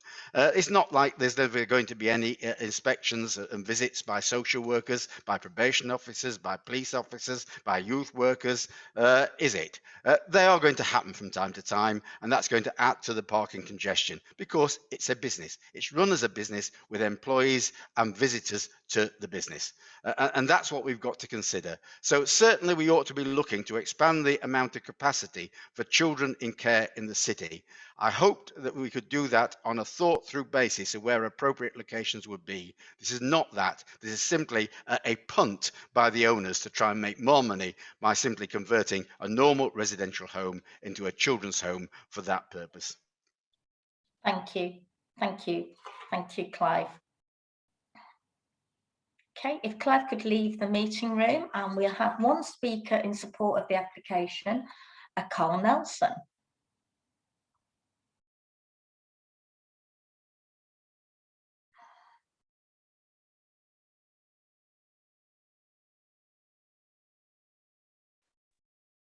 Welcome to committee, Mr. Nelson. Good afternoon. Thank you for You're having a me. little bit, you're not very loud, do you know? So you might want to get your microphone. Want to try again? Is that any better? Yeah, just keep as near as possible. It's just really, you know, yeah, that's brilliant. Thank you very much. Okay, welcome. And you have 5 minutes, and I will let you know 15 seconds before. Okay. I'd just like to introduce myself. I'm Carl Nelson. I'm one of the directors of the company. I'd just like to address some of the points that have been made by the councillors what's been on before me. To begin with, I just think it's very important for me to let you know that the accusations that Rise Above Care and the owners of the property are actually connected in any way is ludicrous, because we're not at all. The owners of the property are the owners of the property, and myself and my partner are the owners of the business. There's no other connections apart from we'd like to rent the property from them. Okay, well, there won't be questioning on that, so if you want to go ahead, yeah. Well, secondly, there's been a lot of concerns about the parking issues, and I understand this, and everybody understands that this was going to be an issue, or potentially people would suspect it would be. To begin with, there is room for 4 cars on that drive, and in the morning when the staff changeovers and things happen, these will happen on a staggered basis, so there won't be a matter of 4 cars turning up while 4 cars are leaving, for example, which causing extra congestion. These will happen staggered over a period of time, and the handovers will be handed over in the building individually per exchange of vehicle. We've also spoken to the property owner, who has agreed for us to extend the driveway across the front of the property, which would then allow for 6, possibly 7 cars for off-road parking, just in the same aspect as what many other properties have done on the estate, what have got full-size drives along their properties. So it would be in accordance with the buildings. That would then clear up a lot of the issues what people are worrying about in regards to the parking and on-road parking.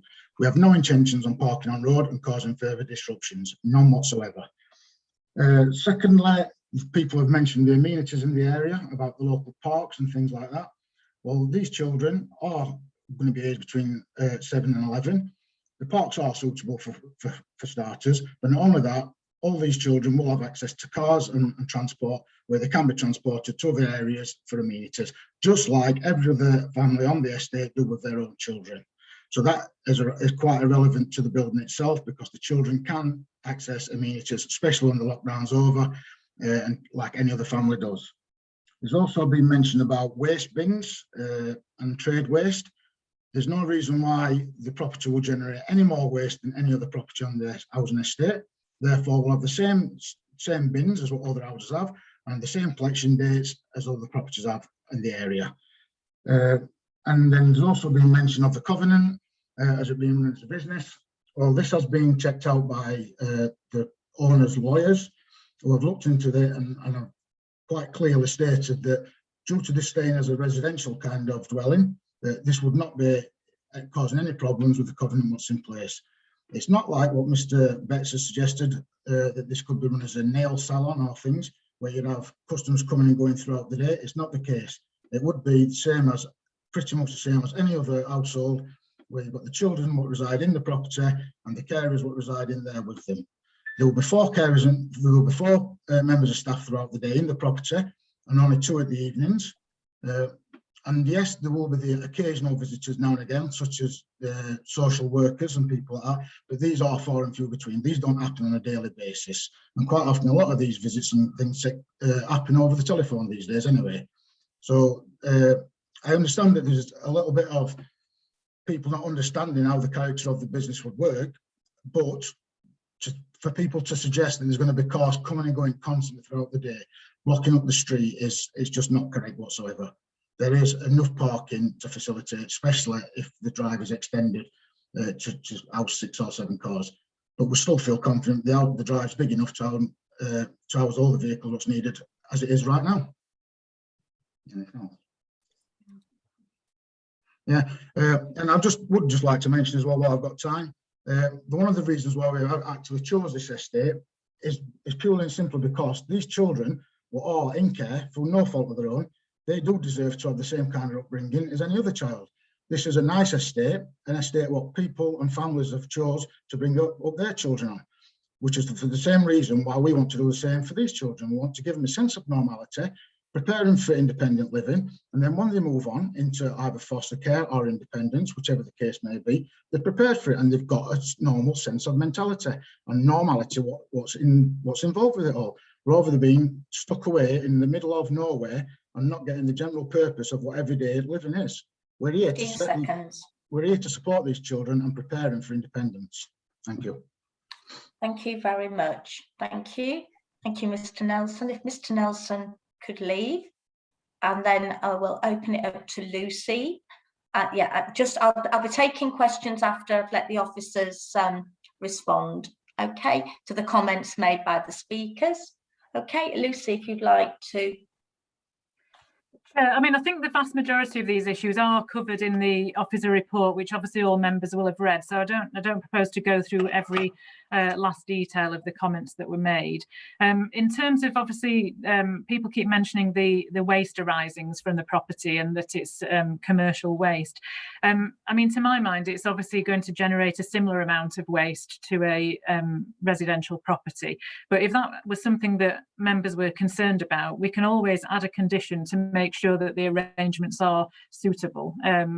You know, obviously, I would expect that Veolia will be the normal carrier for waste arisings from this particular property, and it isn't a question, even if it is classed as a business, it isn't a question that you have to have those huge trade bins. You know, there are obviously a variety of solutions for that. So if members were particularly concerned about that, there's no problem in adding a condition to require those details before the use becomes operational. So that would be my suggestion in terms of that.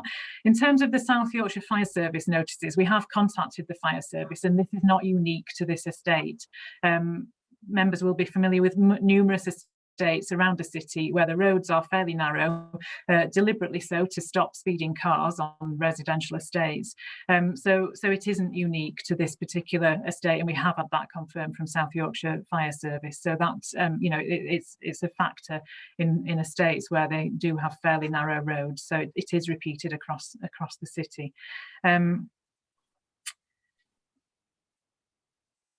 In terms of, I'm not sure, I think everything else is covered in detail in the report. I don't know whether you would like Mark just to comment. Obviously, there were a lot of comments in relation to highways and parking. So if you would like Mark to respond specifically on those issues, then I think please. now's the opportunity for that, I think.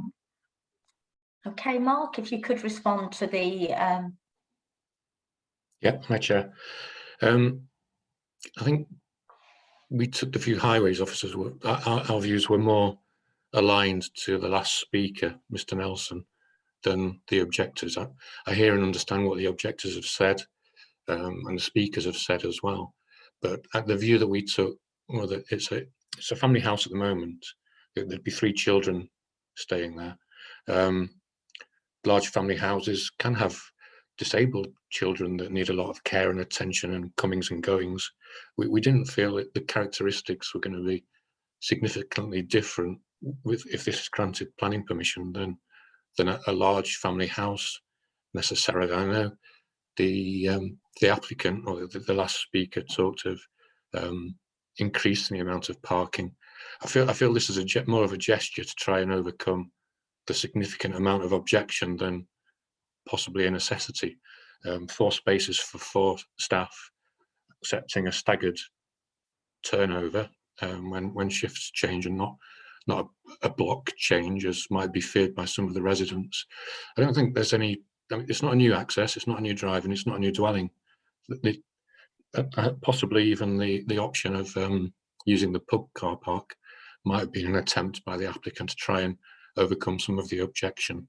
But as highways officers, we've no reason to feel that the 4 spaces for 4 staff, which is the busiest period during the working day, and professional visits, we feel would probably take occur more during the working day, where generally speaking that there is more opportunity to park on street. So if certain needs need to be addressed, that would happen during the day where on-street parking pressures are less. So really, those are our thoughts. It's up for councillors. Thank you. I'm going to open it up for questions. Just to remind committee, we're here to debate the planning issue. I did this when we did another application not long ago. When emotions run high, we're here to debate the planning issue. I will not be allowing a debate onto anything else. Okay then, thank you. I saw Councillor Law indicate first. Is that correct, Councillor Law? Yeah. Yeah, and Councillor Price, Councillor Davidson, Councillor Clarkson, Councillor Naz, Councillor Hurst. Have I missed anybody after the first draft? No? Okay, that's fine. Councillor Law, your question, please. Yeah, it's a sensible question, I hope. One or two of the speakers referred to the fact that it's a residential area and therefore shouldn't have children's care homes rather, or any other business for that matter within them and stuff like that. As you know, and one or two of my colleagues know, I am currently in a care home being treated so I can go home and look after myself. And I'm here maybe another couple of weeks yet. I can look, there's 60 people in this care home. I can open them curtains and look behind me, and we're in the middle of a residential area. What is the facts about these even a small one like that? So the question is, yeah, it's to do with the legislation, it's to do with the classification, isn't it? Lucy, I think that's kind of what you're asking. Is that right, Councillor Law? Yeah, thank you. Chair, I mean, obviously a business would be running the property, that's accepted, but in planning use terms, it's a residential use. So all residential uses, no matter what they are classed under a C classification. So a C3 is a residential dwelling that you and I would live in, and C2 is a residential care setting where an element of care is provided. Now, some children's homes where there are live-in carers that stay there all the time would still be classed as C3. So there's only a small distinction between the two, but they are most definitely residential uses in planning terms, in land use planning terms. They're classed as residential uses. Okay, Councillor Lloyd, is that quite clear? Lovely. Yeah, Councillor Price. Yeah, I'm not sure there's anybody who can answer this, but if people keep saying it's a business, but are these children placed there by social services. I mean, where do the kids come from? I mean, I know the policy is to try to get children into communities. Therefore, do the clients come from our nominations? You know, that's what I'm trying to get at. I'm not too sure if that's a planning consideration, but I'll see if Lucy can ask it. Yeah, I mean, they would, in order to be in Sheffield nominations, they'd have to apply for the Sheffield scheme, but I understand that they are going to apply under that scheme so that they can accept nominations from Sheffield. Equally, it can be nominations from elsewhere in the country, because as you probably all know, there is a huge shortage of these places. So sometimes children are taken out of authority area, which is very upsetting. But there is a shortage generally. So yes, they would come from nominations, but not necessarily just from Sheffield. Okay. The thing I'm getting at is that the place will be cleared for that type of usage by the actual professionals in care.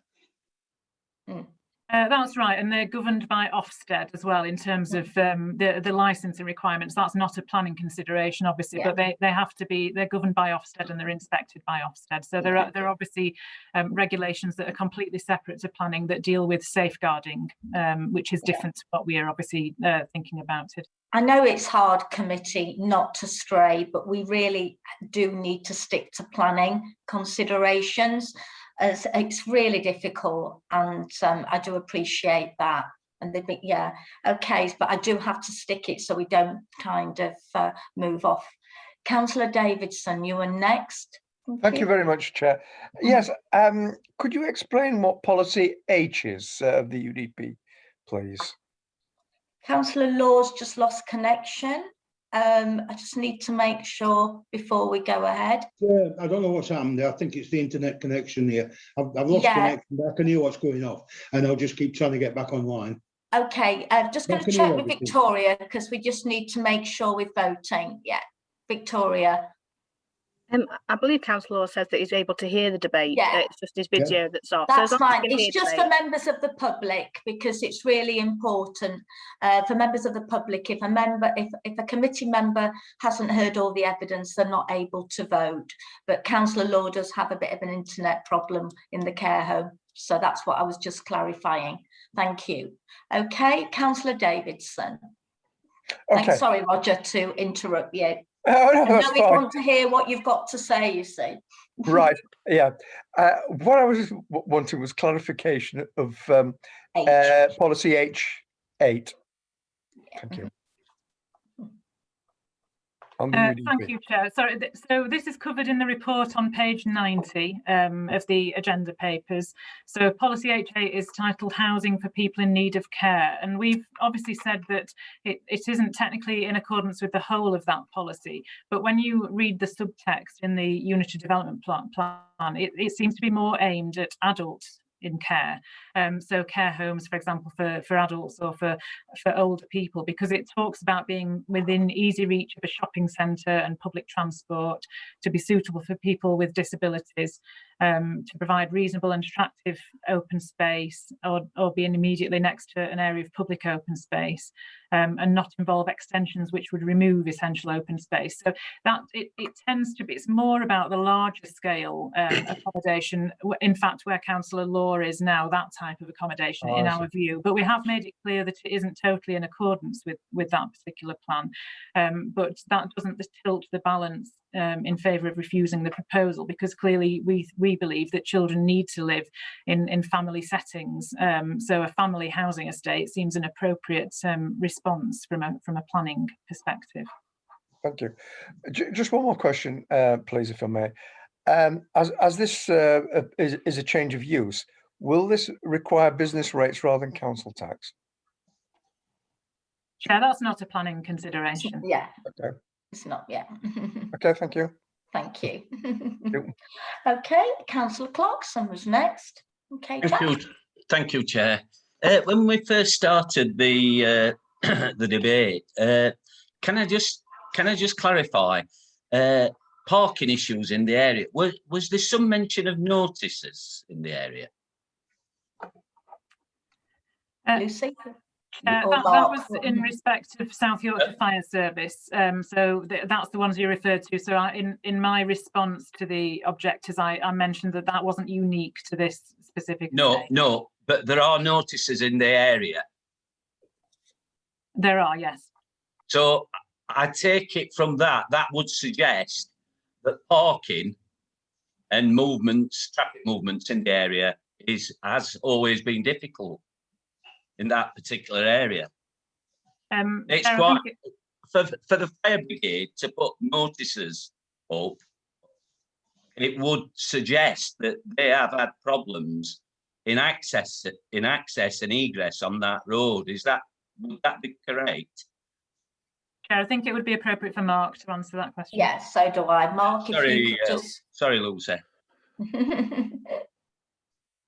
You've muted yourself, Mark, and not unmuted. Idiot. Yeah. And I think clearly there must be a problem, otherwise that you don't put notices up for the sake of it. No, that's all I really wanted to know, Chair. There is a problem in that area with traffic movements then and parking. No further questions from me. Thank you. Okay, right. Councillor Naz. Yeah, just for clarification, this might not be a planning thing, it might be a safeguarding issue, but the address is made public. Would that cause any problems or issues? Because, you know, this. I'm sorry, I didn't catch the first bit of that. So the address has been made public, and considering there'll be children living here who have been neglected, abused, does that not put their safety? You know. Okay, Lucy, right, okay. I don't know whether you heard that, Lucy. Did you hear that okay? Lucy, you've muted yourself now. We've been doing so well with our microphones till now. Okay. Sorry, Chair, it was faint, but I did hear it. It was about kind of, I think what Councillor Naz is saying, like a safe house is made private. It's kind of. Again, that isn't a planning consideration. Obviously, that's a safeguarding issue. But clearly, at this stage, you don't know which children would be nominated for the property, and that would be obviously clearly a problem. But it's not a planning consideration, Chair. I think that would happen when Councillor Price alluded to, but it's not a planning issue with it, Okay, Councillor Diane Hurst. I keep saying that because we've no Adam Hurst here today. No, but it is a good myself so well to never make a mistake. Go ahead, Diane. Thank you, Chair. My question is about policy H8 again.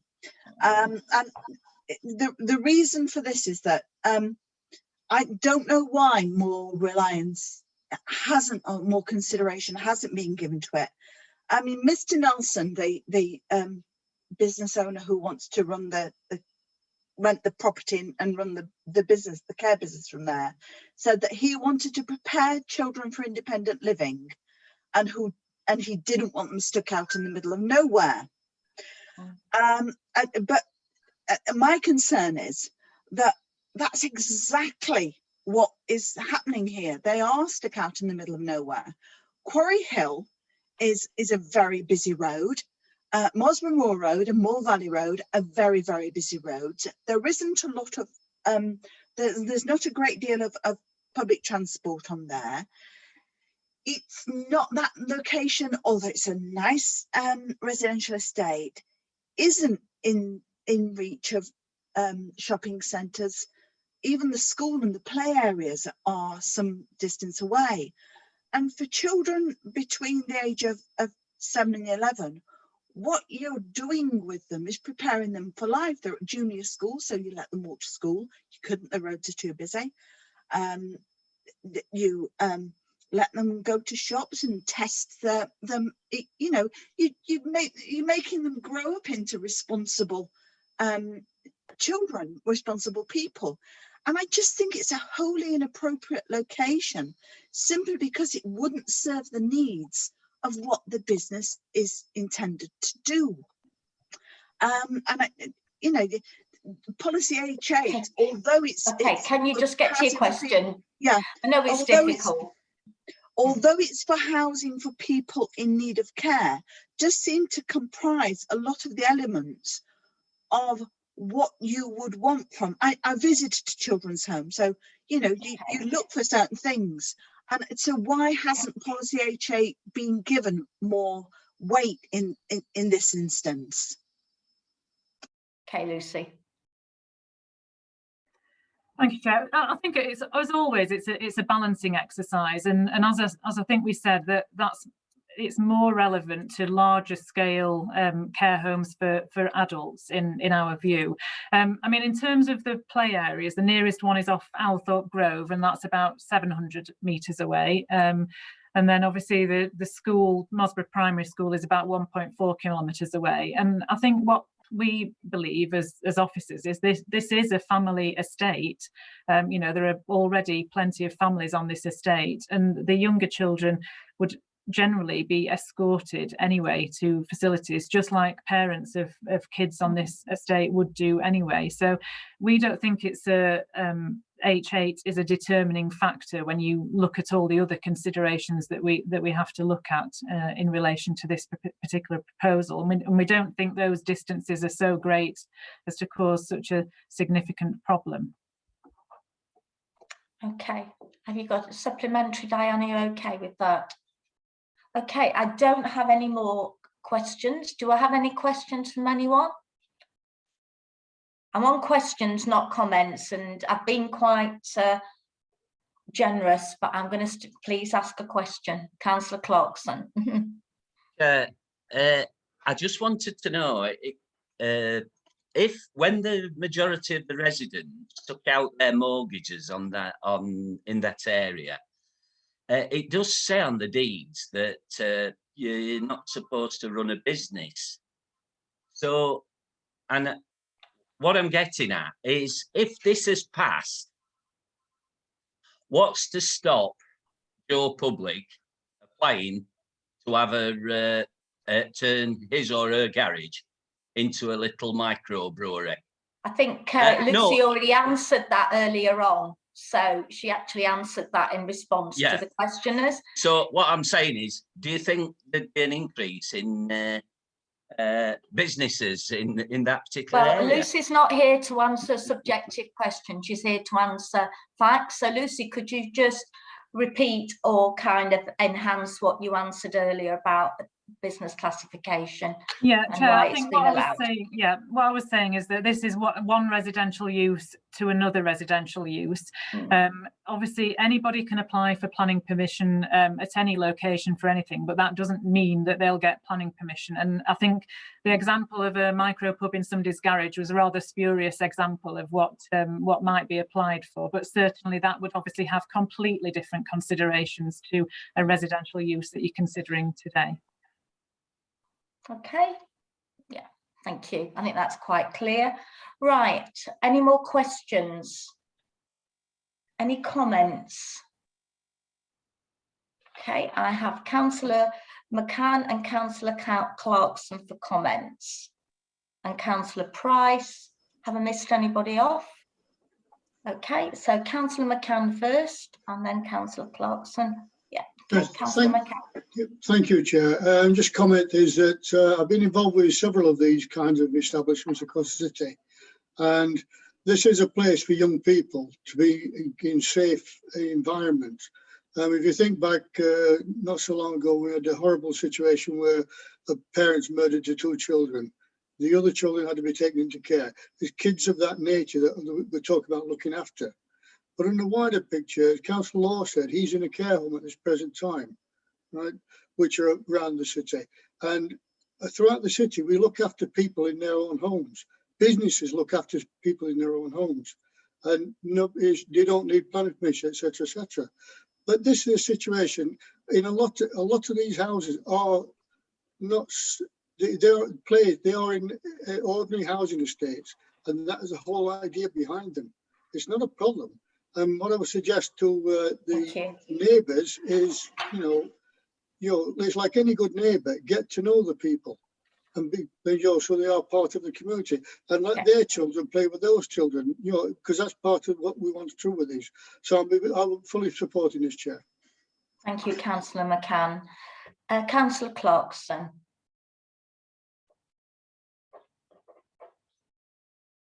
You're muted, Jack. Sorry. Could have left you on mute. I could have been cruel. Yeah, I'm sorry. I'm not going to support this. And Clive Betts were bang on the nail for me. No matter how you dress it up, it's a business. Whether it's resident, having kids into care, this is a business. It's going to see cooks, it's going to see cleaners, it's going to see deliveries. Yes, I agree, Alan's in a care home and that's surrounded, but it was purpose built. People knew when they moved in to there, it was going to be a purpose built home. This is not a purpose built children's home.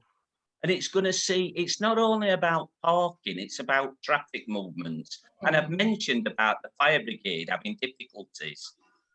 And no matter, like I say, it's about traffic movements. The fire brigade wouldn't put notices up if there wasn't a danger.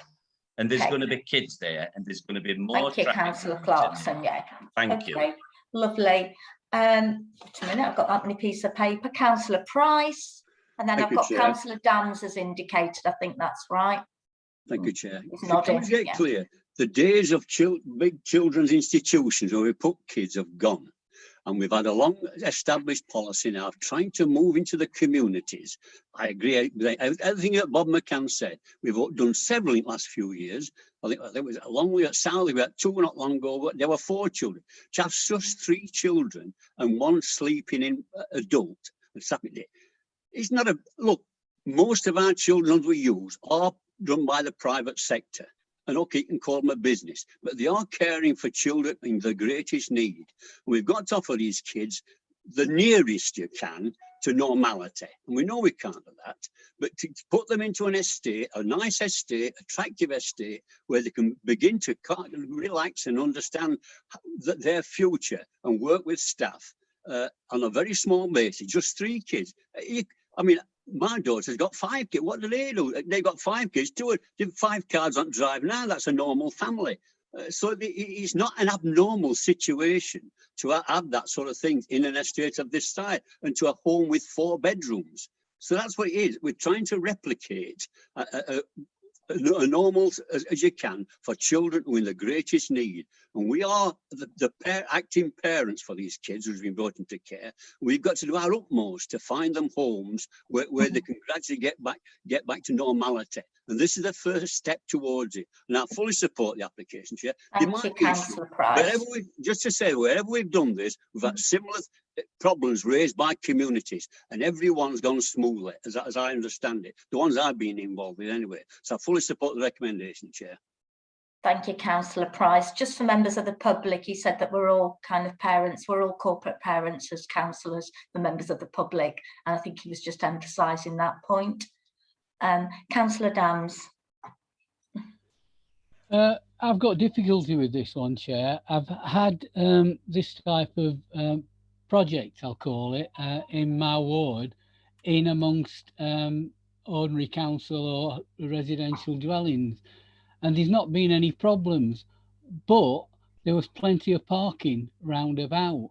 And you could tell when people were visiting because there were cars parked not bang outside, but in the immediate vicinity. What is worrying me on this is not the fact of what it is, but where it is on, you know, somewhere where there's obviously a difficulty with parking. And I just think on the roads as described by the local members, this could cause more problems. So I'm struggling to support this at the moment, Chair. Okay, right. Any more comments from anyone? Jane, could I please come in? Yes, of course you can. We can't see you, Councillor Law, but I'll allow it. All I've got on my message on my computer is camera won't connect. So okay, more important that we have your connection than that we see you. I'll be brief. I agree totally with what Bob and Peter said. I've got these small places in my ward, there's no problem at all. I just don't understand why it's a problem. I shall wholeheartedly be supporting this without a doubt. Okay, thank you for your comments. Does anybody else wish to make a comment? Councillor Davidson, okay. Yeah, I feel that I can agree with all the arguments that have been put today, but the argument that where I'm going to go for is the change of use, because I think I would support it if it were a purpose-built establishment, but it's a change of use, and so in that case, it's just tipping me the other way against it. Thank you. Thank you. Okay, any more comments? Okay, so we shall go to the vote. Okay. Okay, the proposal is to grant conditionally. Councillor Alan Law. For granting. Councillor Roger Davidson. Against. Councillor Diane Hurst. Against. Councillor Andrew Sangar. For the officer's recommendation. Councillor Peter Price. For the officer recommendation. Councillor Tony Dams. Can't hear you, Tony. You're muted, love. Still muted. I'll come back to you when you've unmuted. Councillor Jack Clarkson. Against. Councillor Bob McCann. For. Councillor Rosalind Josephs. Abstain, Chair. Councillor Zahira Naz. Abstain, Chair. Sorry? Abstain. Okay. Councillor Peter Garbett. For, Chair. Councillor Jim Steinke. He's had to leave. Okay. Okay, can we go back to Councillor Dams?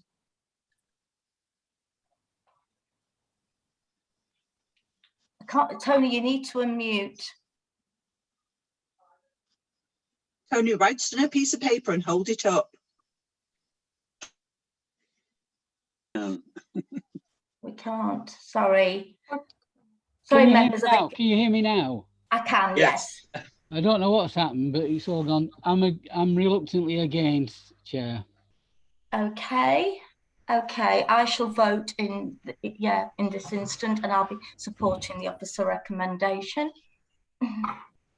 So we just need to tally this up because it's a bit. I've lost Councillor Steinke, so it's 11. 1, 2, 3, 4, 5, 6, 4.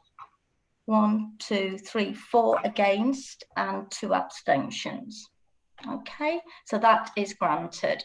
Thank you, committee. I know how difficult that was, and I appreciate the debate. Thank you. Okay, right, to the final application. Okay, item 7D, which is application number 21/00415/FUL, formerly PP-09473062, full planning application, proposal election of a single-storey side extension including porch to dwelling house, and the officer is Mike Johnson. Chair, just bear with me, I'll just share my screen. Can you see that, Chair? We certainly can. Well done. Thank you. So, Chair, this is the site with the red line around it. Bear with me. And it's this property here, Chair. And you can see the front elevation. Okay. Mm-hmm. This is the side elevation as looking at it from the back garden, and this is the rear of the house. And again, this is the side elevation, again, looking from the rear garden, similar rear garden, rear of the house, and the side elevation down there with the neighbour's gable wall. And this is the plan, and we've got an existing and proposed on the same plan. This is the existing side elevation here.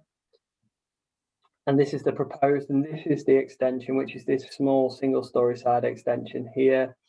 From the front, existing front and proposed front. And again, you can see it there set back off the front elevation. Similar, this is the rear, and this is it as proposed from the rear. And that's it, Chair. Lovely. Okay, I shall open it up to questions from committee. Alan, if you want to ask, you'll have to speak out. Any questions? I think I take that as a no. Any comments? No. Okay, so we'll go to the vote. The application is, the proposal is, is to grant conditionally.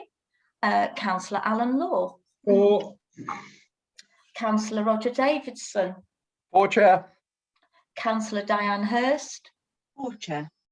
Councillor Andrew Sangar. For, Chair. Councillor Peter Price. For, Chair. Councillor Tony Dams. For, Chair. Oh, I can hear you, Tony. Councillor Jack Clarkson. For, Chair. Councillor Bob McCann. For, Chair. Councillor Chris Rosling Josephs. For, Chair. Councillor Zahira Naz. For, Chair. Councillor Peter Garbett. For, Chair. Okay, I think that's 11, full support of the application. Okay, that is granted. Okay, that concludes the applications. We'll now move on to item 8, which is a record of planning appeals, submissions and decisions on page 101 of your report. Over to you, Michael, I presume. I was just going to pick up the top of page 107 is the site at Hallam Busk Lane that was refused last summer. I think it's probably last July time at committee. It's just to let you know that's been submitted as a formal appeal, and it's going to take the form of a public inquiry. So just to let you know that that's here and that's on the books. The only thing I was going to mention, it's not been picked up in this report as of yet, and we'll give you a. Obviously, there's a lot to take on board in relation to the public inquiry at the Althorpe site, the housing site at Althorpe. So we'll give you a detailed report, and I'm sure we'll have a bit of a chat about that next time we get together. Effectively, it was allowed, Chair. So there's nothing else in the report I was going to pick up unless any members want to pick anything else up. Absolutely, which they're quite within the rights, and I can see hands waving. Councillor Rosalind Josephs. Yes, Chair. I think members should be aware that the Althorpe Action Group are going for trying to raise funds for a judicial review, which the city solicitor is aware of because they've asked the council for funding.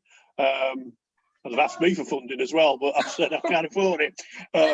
But just to let you know, they are going for a judicial review.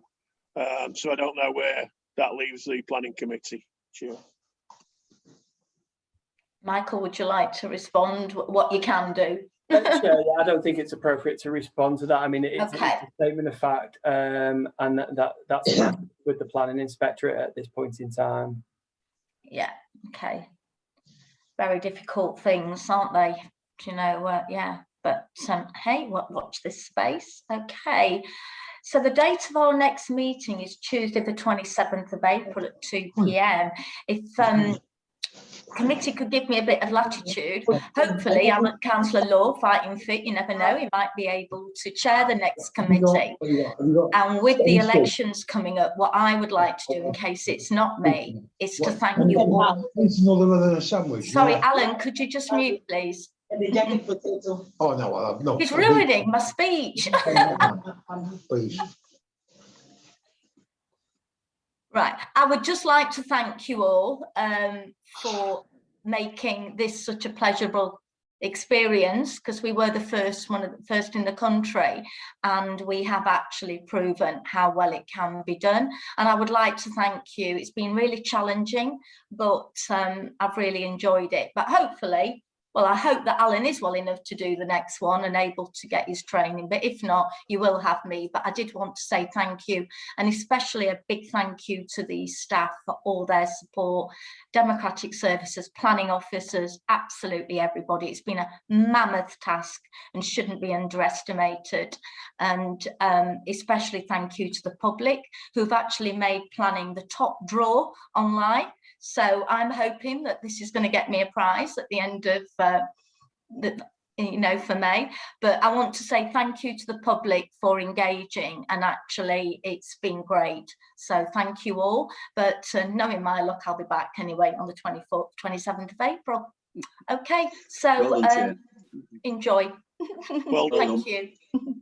Thank you, Chair. Thanks. Well done, Chair.